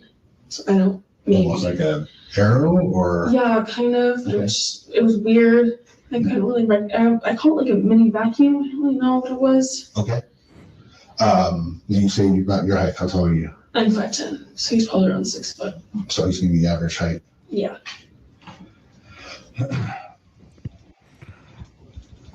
White, average build. That narrows it down. Any of the girls at all in the house get any kind of freak weirdness going on the last couple of weeks that they talked about? No, it's been all normal. Nothing weird at all. No weird calls, no texts? No, I mean, nothing really weird happens in Moscow usually. Right? Okay, so, and I apologize, I keep backing up just a little bit, because everyone's gonna be jumbled up with you, and I totally get that. Yeah. So you hear her dancing, you hear her say somebody's here, she goes, it sounds like she goes to the stairs, you open the door, call to her, close the door, and then you go to open the door because you hear her crying. Yeah. Or at least somebody, might not have been her. And then, did you close the door and then reopen it before you saw him? Yeah, I closed it before I reopened it and saw him. From the time that you heard her say there's somebody here to the time that you saw him? How much time do you think? I don't know. I think it was like around 10, 20 minutes. I mean, I was Not really long. out of it. Everything was kind of blurry. Like, I don't fully remember it, I would say. Okay. So help me figure out where, like I said, I haven't been into the building. Where would if this is a layout of it, where would your apartment be? Okay, so Your room, I should say. I guess like say the door is right here. This is the apartment, or that whole? It's like a house. Okay. It's a whole house. Then there's stairs that go up diagonally like this. Okay. Living room. Uh-huh. You're looking at the living room. To the right is the bathroom and Dana's room. Right in front of you is my room and the stairs. On the second floor, right? Yes. So you got the stairs that are here on the Yes. second floor. You got the bathroom here. Bathroom and Dana's room around here. Okay. My rooms that are like right in front of it. Okay. Then there's a kitchen. So this is the kitchen. Then there's stairs that go up to the second floor. Okay. So that's up. And then Katie's room is on, going up the stairs. Katie's room is on the left. Up top, right? Yes, up top. And Maddie's room is on the right. Yes. Yes. Yes. Oh, hell yes. That is partly my thought too. It could have been that she was running up the stairs from the first floor or down to the front door and got caught by one of the other perpetrators. That's a very good point, Sausage. I believe that it's anything, absolutely anything but what they've told us it is. So it could very well be. Great point. Also a bathroom next to Maddie's room. So your door faces the stairs going down to the It bottom. faces more, like you can see them when you look up, but it's not totally facing. It's more like facing like this. Okay. So your door's more over on the side. Yeah, and then I can see like the window door that slides open back there. So you opened your door. Where was he at? In between my door and the kitchen, I Okay. think. And I saw him go out the door, I believe. Out the kitchen door? Yeah, and I remember saying like, no, and I shut the door and locked it as fast as I could. Okay. So is there a deck out back? It's like just cement, and there's like no fence, so I guess anyone can come in on there. So is the bottom floor kind of like a daylight basement? So you can come in that floor and then you Yeah. go out the back up one? Yes. Okay. Okay.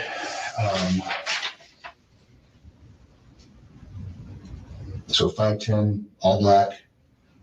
Could you see what color his eyebrows were or anything like that? No, I don't remember what his eyes look like either. Okay. He didn't say anything to you? I mean, I saw his eyes and he saw me, but he didn't walk towards me and didn't see anything. Okay. Which I found was really weird.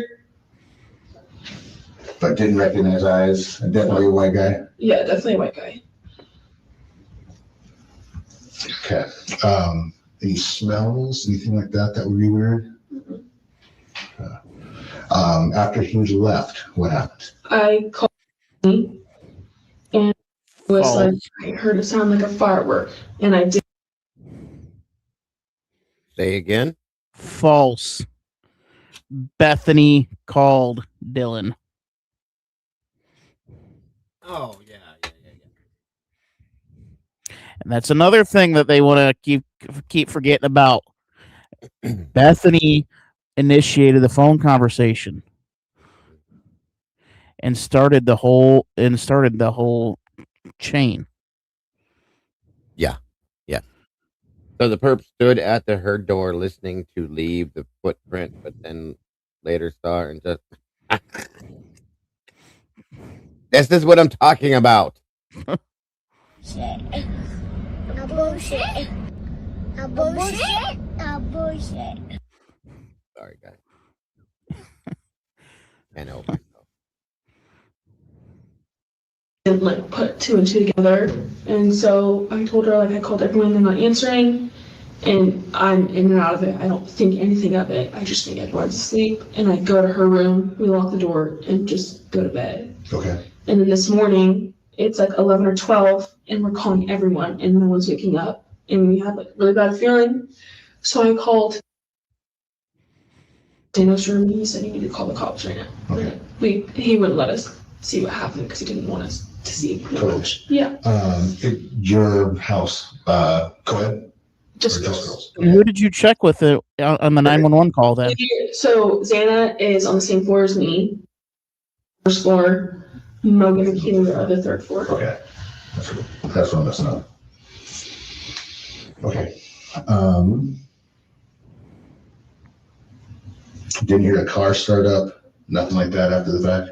No. And then no one has anybody? Don't have to start a car when you live around the block. Any social media posts? No. Anybody talking about anything? No. Okay. Yeah. Okay.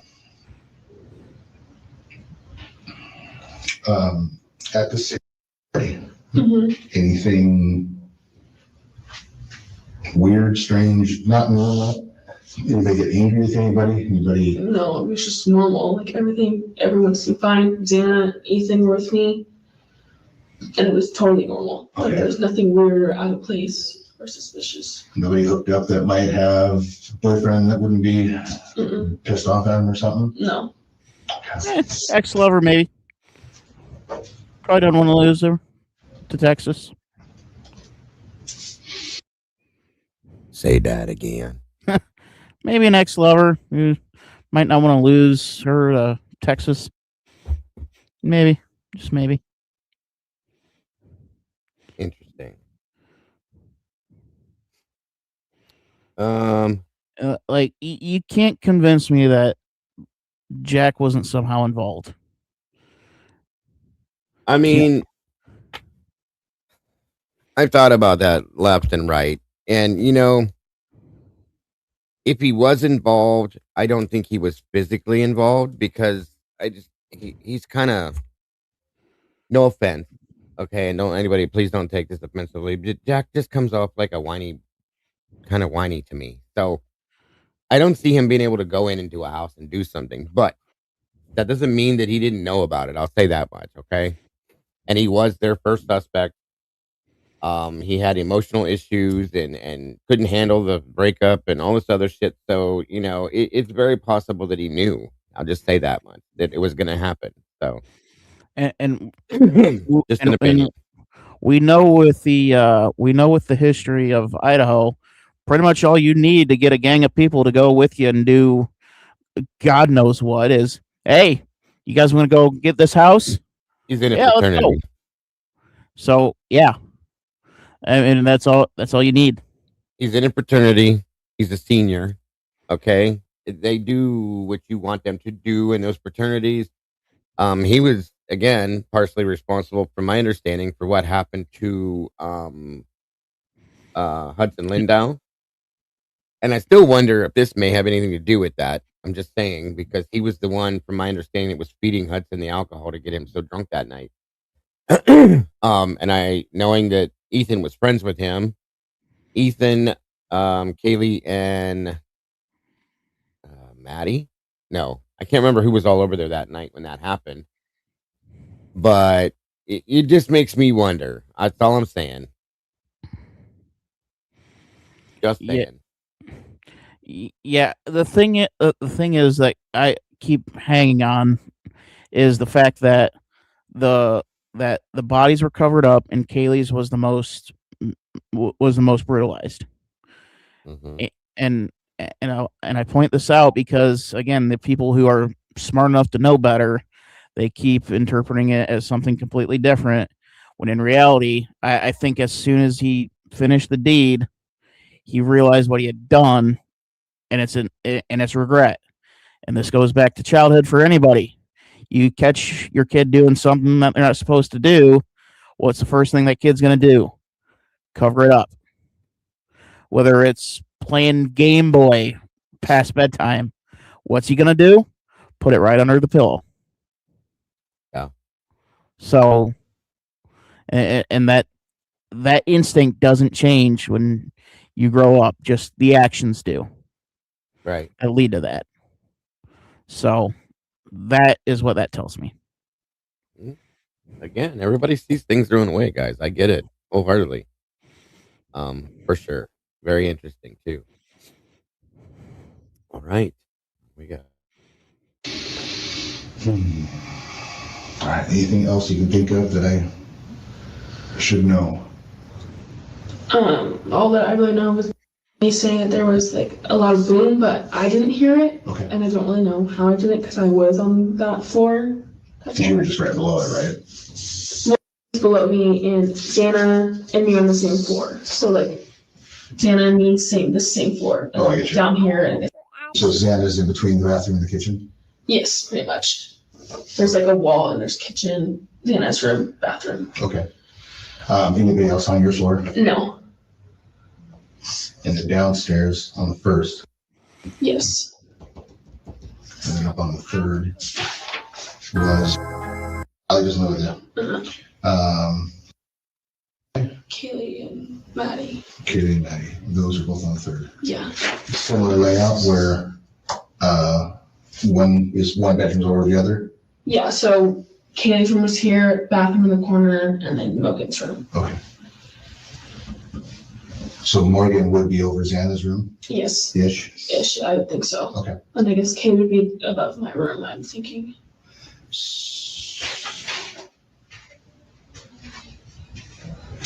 So Xana is on your floor, but she was upstairs with Kaylee and Morgan. No, she was in her room. She was in her room? Yeah. Okay. And Ethan was in Her room? Xana's room as well. Okay. So two of them there, then two of them on the third. Yeah. Got it. Okay. Okay. I'm going to give you this just in case you think of anything else, which Okay. is totally normal. Okay. To just have things fly in from out of nowhere. You'll Yeah. see a box of French fries and think of something. Yeah. Who knows what will trigger it. Okay. Obviously, you guys have some resources on campus, like the CTC, right? Yeah. Take totally full advantage of that. Okay. All right. This is not a normal They found blood in both apartments, Hemi. thing. This is not something that you can just power through usually on your own. Yeah. So definitely take the help. If you have any questions, you can reach out to us, obviously.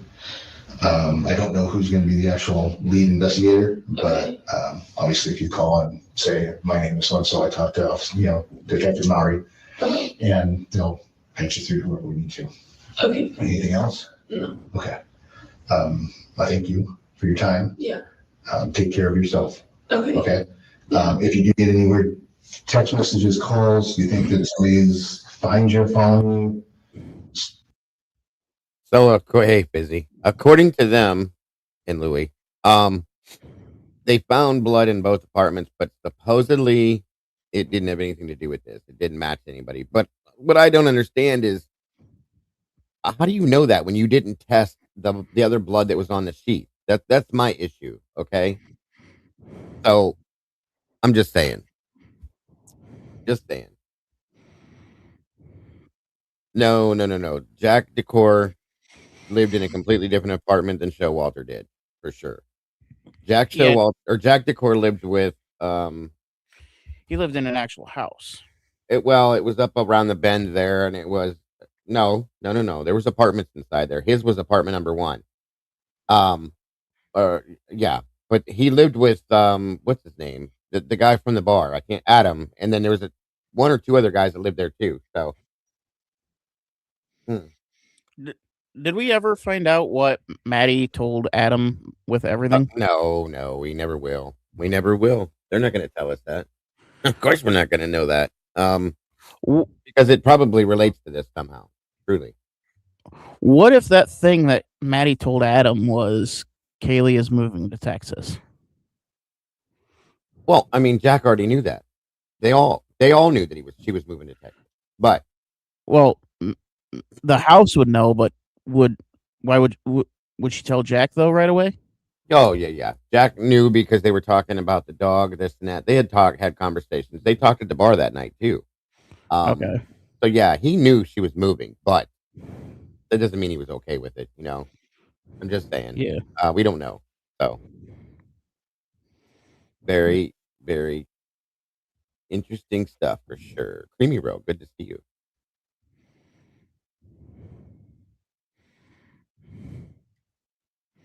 just now. I don't know how long you've been here, Creamy, but I just saw you. So thank you for joining us.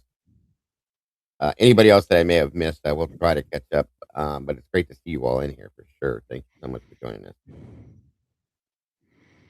Do whatever you need to do to make yourself safe. Okay. Thank you, Witchy. Jack's Apartment Blood had a buy one, get one free black. Girl, you so crazy. That was good, Witchy. Okay? Don't think that you're going crazy. Don't do anything like that. And thank you so much for that. I don't even know where we're at on our goal, but thank you. Appreciate it. There's no reason to take chances. Okay. Okay?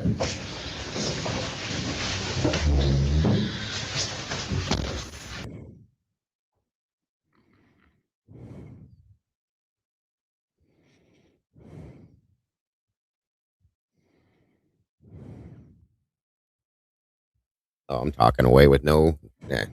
I don't know, Hemi. I know that Kaylee drug her out of there. She was in a hurry to get out of there. She had to drag Maddie out. I saw that. It could have just been that she was irritated with Maddie because Maddie was kind of drunk. So we only have 1 out of 10, but we've had all those drops. That doesn't make sense. That's weird. Something must be wrong with it. Either way, it doesn't matter. Thank you guys so much for the super chat. I don't know. Maybe the super stickers don't register. That could be if there were any super stickers dropped, it could have been they just don't register under that. So either way, thank you guys so much for those. Appreciate that. On we go.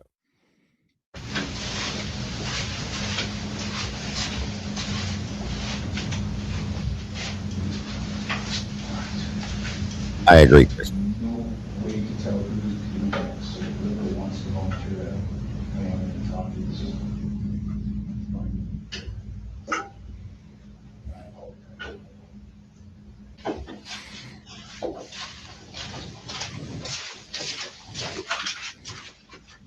So I think that somebody might have.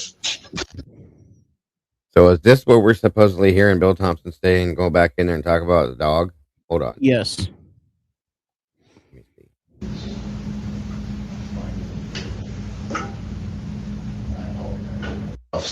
Detective Maury, and they'll patch you through whoever we need to.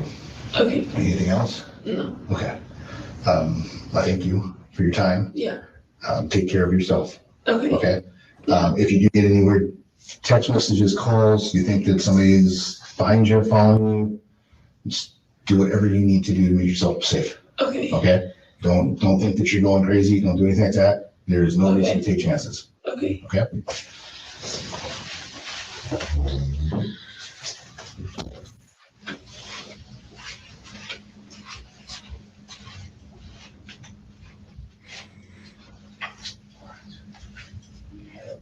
No way to tell who's coming back, so whoever wants to volunteer to come on and talk to this.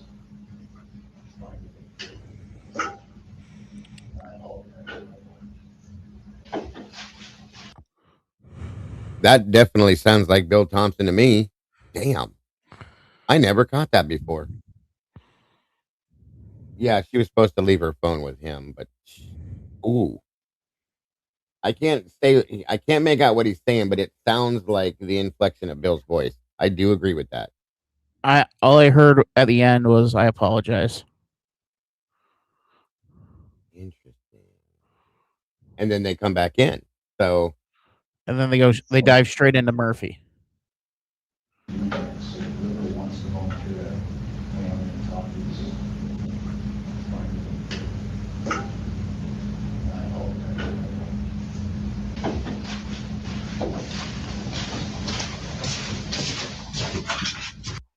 It does sound like him. So here's my thought, guys. Okay. If that was something, if he's there and Bill Thompson said, I need you to go back in there and I need you to talk about Murphy the dog and get that on record. Why? It's almost like they're making sure that these specific things are caught on record during the interviews. You see what I'm saying? That is beyond weird to me. Absolutely. I'll play it back one more time for you, SRB, but it definitely does have, Bill has a specific sounding voice. It does sound like him to me. I'm just saying.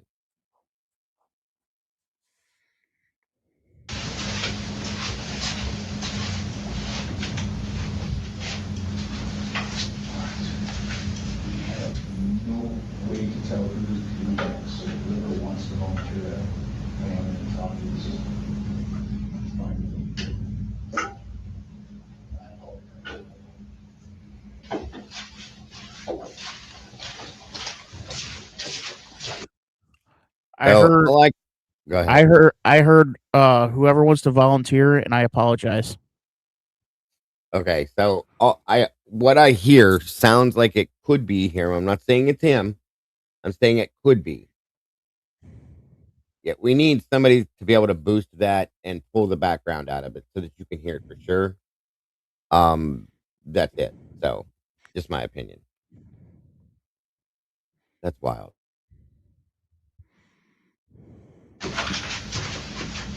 So I think that somebody might have said something that you said. I think maybe you was. Did you have, or in the recent history, have anybody that you thought might have been stalking you, or that was just acting weird? No, but I mean, talking. Remember about a month ago, I think that one of the police officers that Kaylee was outside taking Murphy out, and she saw a shadow. Yep. Okay. And then when Kaylee was at Winco, Xander was in the car. She noticed this guy was following her. She got what she was getting, put it in the car, and she could see in her movie that the guy was behind her in the car. Okay. So obviously he was trying to follow her. And then that was about 2 or 3 weeks ago. And then about a week ago, our door is broken, but me, Maddie, and Ben came home and the door is wide open. And obviously, yes, the door is broken, but that could also be something else as well. With the front door? Yeah. Okay. Did you ever find the back slidder open or anything? Is that usually locked? What's the condition? I mean, we're pretty good at locking it. Okay. I don't think we locked it last night. And it sounds like the code's fairly well known to the front door by people. I mean, only people that know us, random people would not know, but Okay. Right. yeah. Because Howard said he knew it. Yeah, it does. Obviously knew it because it sounded like she was going to move in with you guys, Yeah. possibly. Doesn't sound like you knew it. Mm-mm. Okay. Did Kaylee ever say anything or report that weirdness to anybody else other than you guys? No, because I mean, can't. There's no proof, I can't really do anything about it, and people are just weird sometimes. We didn't obviously we were scared for a little bit. We didn't think much about it after that because there's something weird after that. Did she see what kind of car it was he was driving? Something like that? Mm-hmm. Where did Kaylee work? She worked at home for a business, I believe. I can't remember what exactly it is. So she was she worked from her apartment? From the room? Okay. What about Maddie and Susanna? Where did they work? Maddie and Santa both worked at Mad Creek, and then Maddie also had a paid internship through this business as well. That was online at home.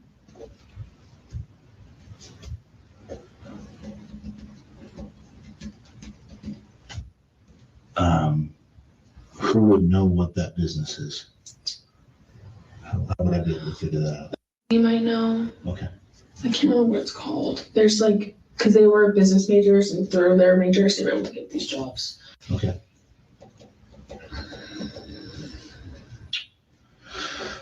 Okay. Yeah, I just told me about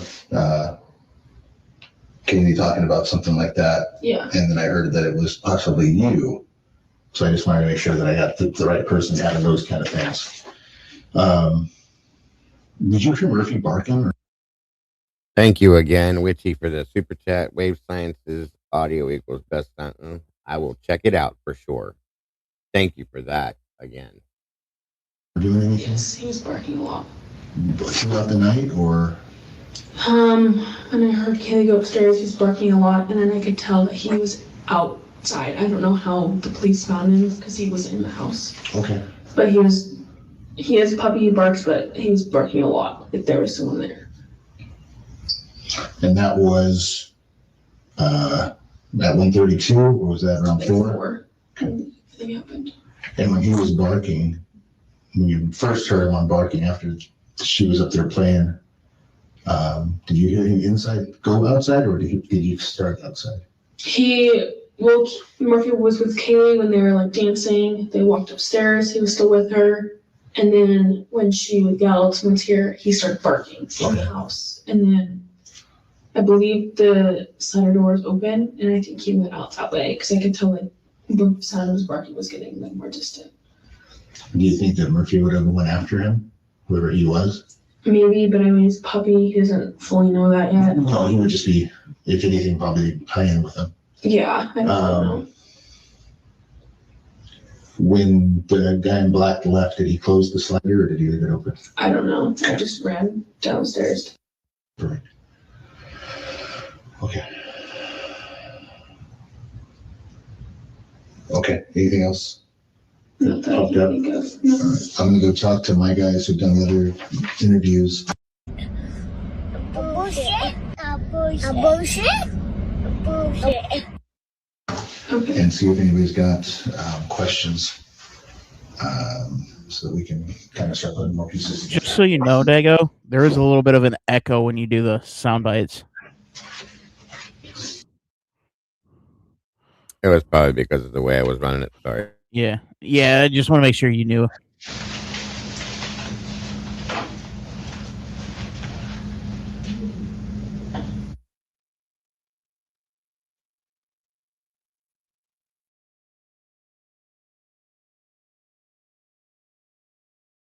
Thank you, Biscuits. Appreciate that very, very, very much.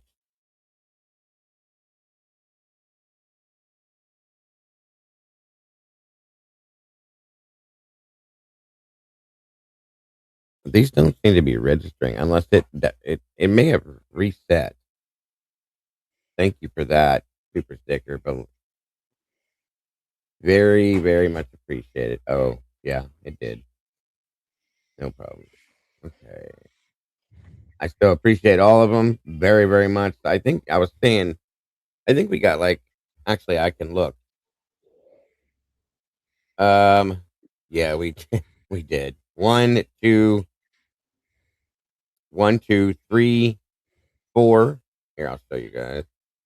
Sausage dropped the super sticker.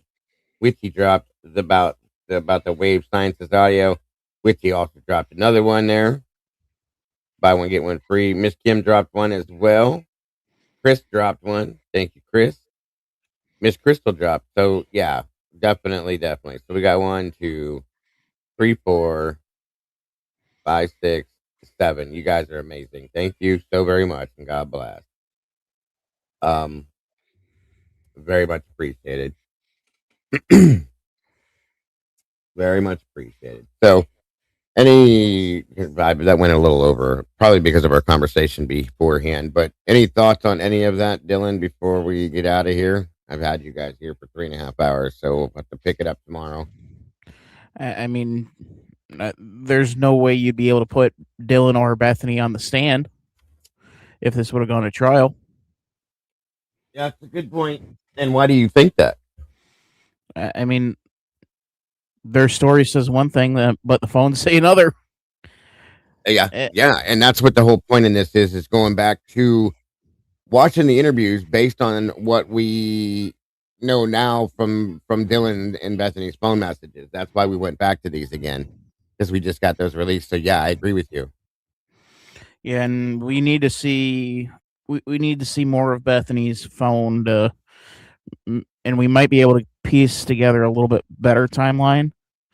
And I know they say that you can't bring up Snapchats over and over again, but I know everything's stored somewhere, and I know Snapchat would be able to pull it out. So they absolutely can, and so can the FBI. So yeah, so I want to see what's in those Snapchats, and also you have in those you have Dylan taking pictures and editing them. For what? Yeah, and I'd like to know who she was sending pictures to, because I believe she was, and I still think it's very possible she sent Jenna McClure a picture, and that's the reaction Jenna had to it. Was, bro, do I need to come get you guys? That again is my opinion, or something she said in a Snapchat or a TikTok or something. and that wouldn't make sense either, because you would just send it right back in Snap. Well, she could have, but yeah, that's true. That's true. In it, unless you didn't want to send something like that back because of what was sent. I don't know. Oh yeah, hold on, Meg. 1 second here. Ouch! Damn it, that hurt. Okay, hold on here. What, did you knock some sense into yourself finally? No, it's gonna take a lot more than what I just did to do that.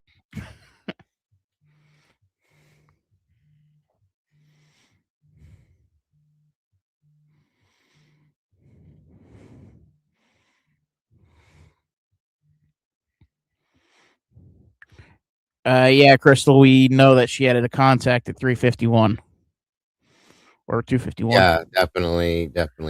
Thank you, Meg. I almost forgot about this. I'm glad you reminded me. So this is the Outcast version of the Flashbang situation that Bethany supposedly saw and heard. And I'm glad, like I said, Meg reminded me so that we can check this out real quick before we get out of here. 244. All right, let's see what we got. Make a video here for people to understand what I see, and maybe it's something, but a lot of people don't think a gun was used. A lot of people do think a gun was used. A lot of people have a lot of thoughts about a lot of things, right? But what I'm going to show you here is a flash here, but no sound on 1112 camera. But the sound will come from 1330 Linda Lane, and the flash will come from 1112. If you listen to this by yourself without this audio, you won't hear the bang. So there's the flash, and the sound lines up. I think this is a very important part of this footage. I know a lot of people try to dog people who think guns were used and say there was no guns used. But sound on 1112 camera, but the sound will come from 1330 Linda Lane, and the flash will come from 1112. If you listen to this by yourself without this audio, you won't hear the bang.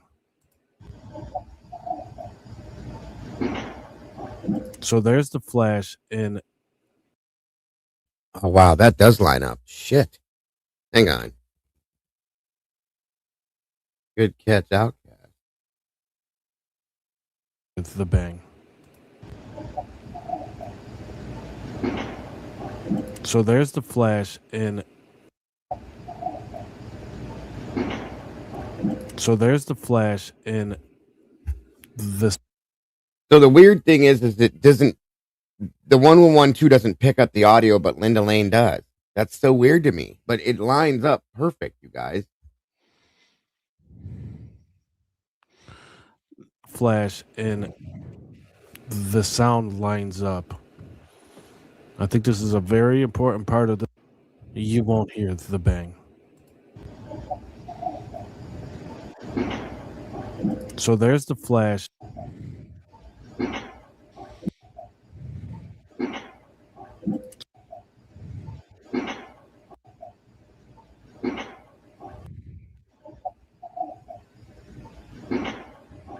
So there.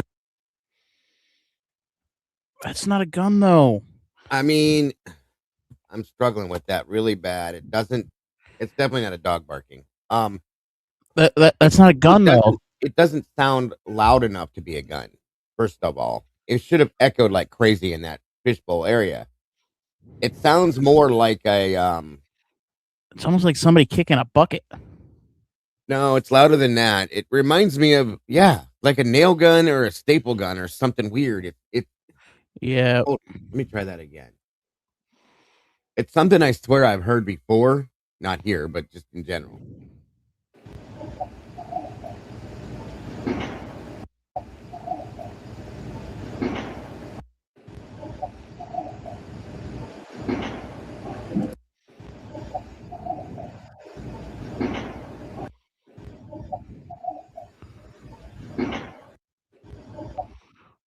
This is at 2:44 a.m. See, everything happens in the between 2 and 3 a.m. You guys, it's crazy. And that's what doesn't make sense to me either, is the fact that we can't hear it on 1112, but we can on, which means it must be behind. It might be behind the house. Okay. So if the sound is maybe on the exterior or whatever, but it sounds like it's almost coming from the back of the 1122 house, which would make sense as to how it would echo through this area down here to Linda Lane and not through the front. You know what I'm saying? That would make a little sense.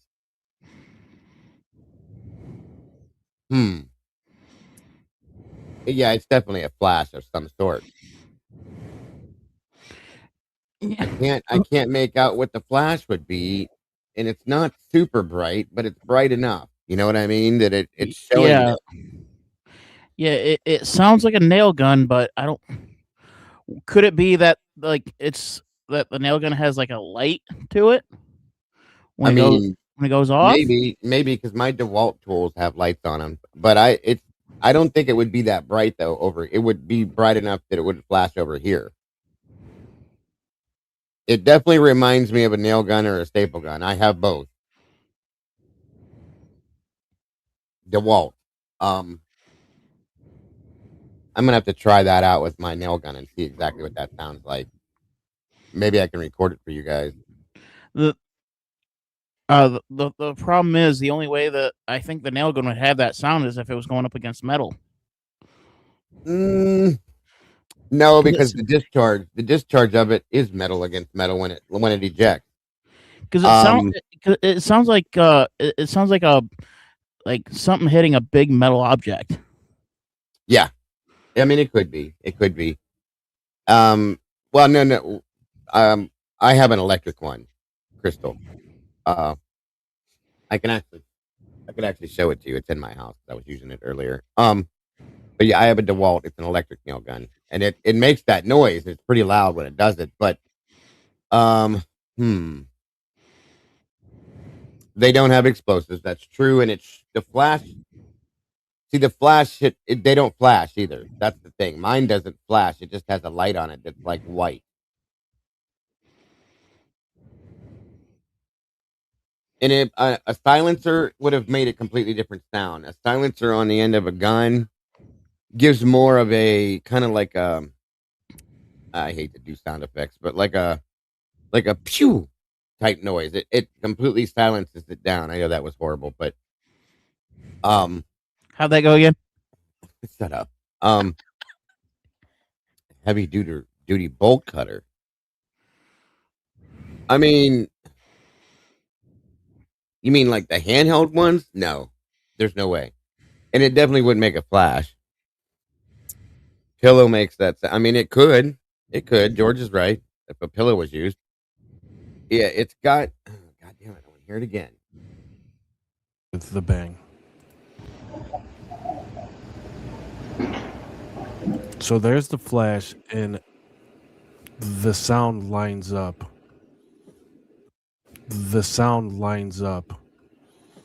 I think this is a very important part of this footage. I know a lot of people try to dog people who think guns were used and say there was no guns used.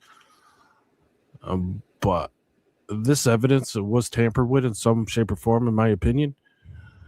But once we see this flash here, you're not going to hear that sound on 1112 audio. But you're. Yeah, I would imagine it does, Witchy. So does this also indicate Murphy's position? Since we can, I absolutely believe it does. Absolutely. Almost sounds like a kid kicking a ball and it hits the trash can. It does. It sounds like something hitting a garbage can, a metal one. Yes. I almost wonder if the sound was deafened a bit. If you know what I'm saying. Obviously, we know that they manipulated some of these videos, okay? Video and audio. So that could have been something way louder that they, dumbed it down, per se. And I just don't know. Compressed to, hey, Fancy's in the house. Good to see you. Nothing half-assed. compressed air, CO2 gun hitting an aluminum trash can. Yeah, that would make some sense if it was like a pellet CO2 gun hitting a metal dumpster, metal garbage can. It could make that loud ass noise like that. But where's the flash coming from? That's the problem. And I think if it was a flashbang grenade, it'd have been way louder than that. But there again, it could have been dumbed down. Nunez said to look for body, or yeah, they did. They did. One shot though. One shot. I'm gonna mess around with that sound in different ways and see what I can come up with. That was a good call for that. Nothing. There is sound on 11:12 at what time? 2:44. This is 2:44, and Outcast is pretty good with breaking some of this stuff down. Said that he tried it and it didn't line up. It didn't match up. So now I will tell you this much. Okay, there's a delay on this camera. And we learned that early on when we were watching this video footage and listening.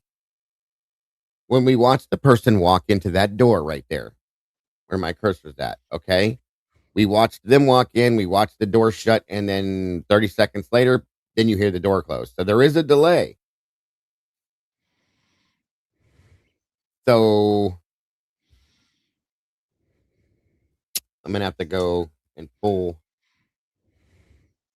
2:44 a.m. I'm going to pull the audio for this and see if I can find it. Sammy T, good to see you. It could be a dumpster lid slamming. That's what that sounds like. Honest to God, it does. When you let a dumpster lid slam. But again, where's the flash come from? Yeah, I'm gonna do that for tomorrow, Conspiraling. I'm gonna pull that audio so we can look and listen to that from the original that Jules has, and see if we catch that at that time. And even like right before or right after, if there is a delay, it'll still pick up. So I wrote that down, and we're gonna check it out. Thank you, Meg, for that, hon. I appreciate that very much. Any last words, Mr. Hildreth? I mean, this is it's the thing is, there's so many things that sound can be, but nothing adds up to having that flash. Yeah, the flash lining up with it like perfectly. So, and it's also a possibility, albeit slim, that it could be somebody with a flashlight that just looked over for that split second, and Lynn and Lane just so happened to catch something. So coincidental, maybe. It's a long shot, but I mean, at this point, if you told me that flashlight was a headlight of an alien UFO, I'd be like, yeah, probably. So it's just like there's so many things that's it was us, the aliens. We did it. I knew it. Told you I'd believe it too. At this point, it's crazy, guys. You're gonna be able. Do you think you might be around tomorrow, Dylan? That well, I think I am off at 3:00. So if you're able to hold off till later in the afternoon, okay, then I'll be on. I might not be able to do it till then anyway because I got crazy stuff going out. So, I do too, Meg. I truly do absolutely hate this case and everything that has anything to do with it. So, all right, guys, that's going to do it for today. Thank you, Dylan, for joining us with Hildreth Investigations. Guys, please make sure to subscribe to that channel if you will. Not in this case, Meg. There's not, for sure. It could be, could be many things. So we're going to look into that as well as we finish this up tomorrow. Because I do want to go over Dylan's Gooch interview because that's the one I think that's important. To refer back to the phone calls, messages, and all that stuff as we refer to that. So we're going to do that, and we're going to look into this and whatever else we get our little happy feet into tomorrow. And hopefully Dylan will be able to join us as we cover that. And anybody else that wants to, you guys always know when that link's pinned at the top of the chat, the door's open for you to join us. So thank you guys so very much. And don't forget to love yourselves and love each other. Thank you to the moderators. Thank you to anybody and everybody that donated in any way, shape, or form to the channel. Never expected, but always appreciated. Don't forget, folks, to tune in tonight, 9 p.m.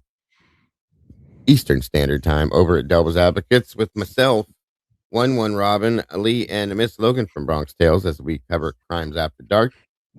Always look forward to that, and I look forward to seeing you guys there as well. And we'll see what happens overnight. You never know. Too many things could happen. So if any of the mods are available after the fact, I'd love to jump into a meeting with you guys real quick. Besides that, guys, again, don't forget to love yourselves and love each other, and don't change on you guys, the beautiful people. We'll see you very soon. Bye-bye, everybody.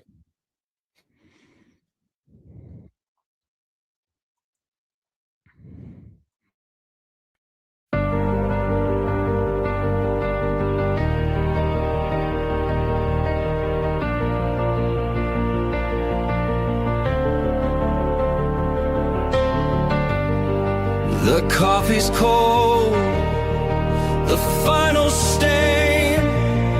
We laid the map out in the pouring rain. No hidden corners left to creep.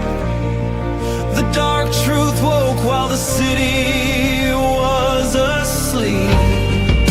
The evidence lines up straight and true. A perfect picture of what they chose to do. The quiet street erupts in flashing light. A reckoning delivered in the night. SWAT serves the warrant, loud and clear. The sound of justice, the only thing we hear. At the True Crime Cafe, we watch the suspect finally pay.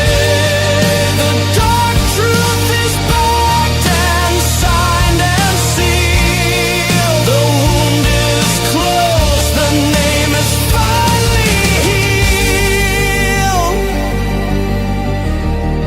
It's finally healed.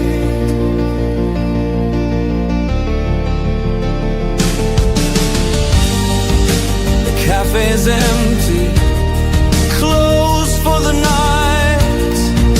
We put the darkness back into the light. We'll wipe the counter, set the empty chair, and wait right here for the next secret laid bare. Until the next one. Until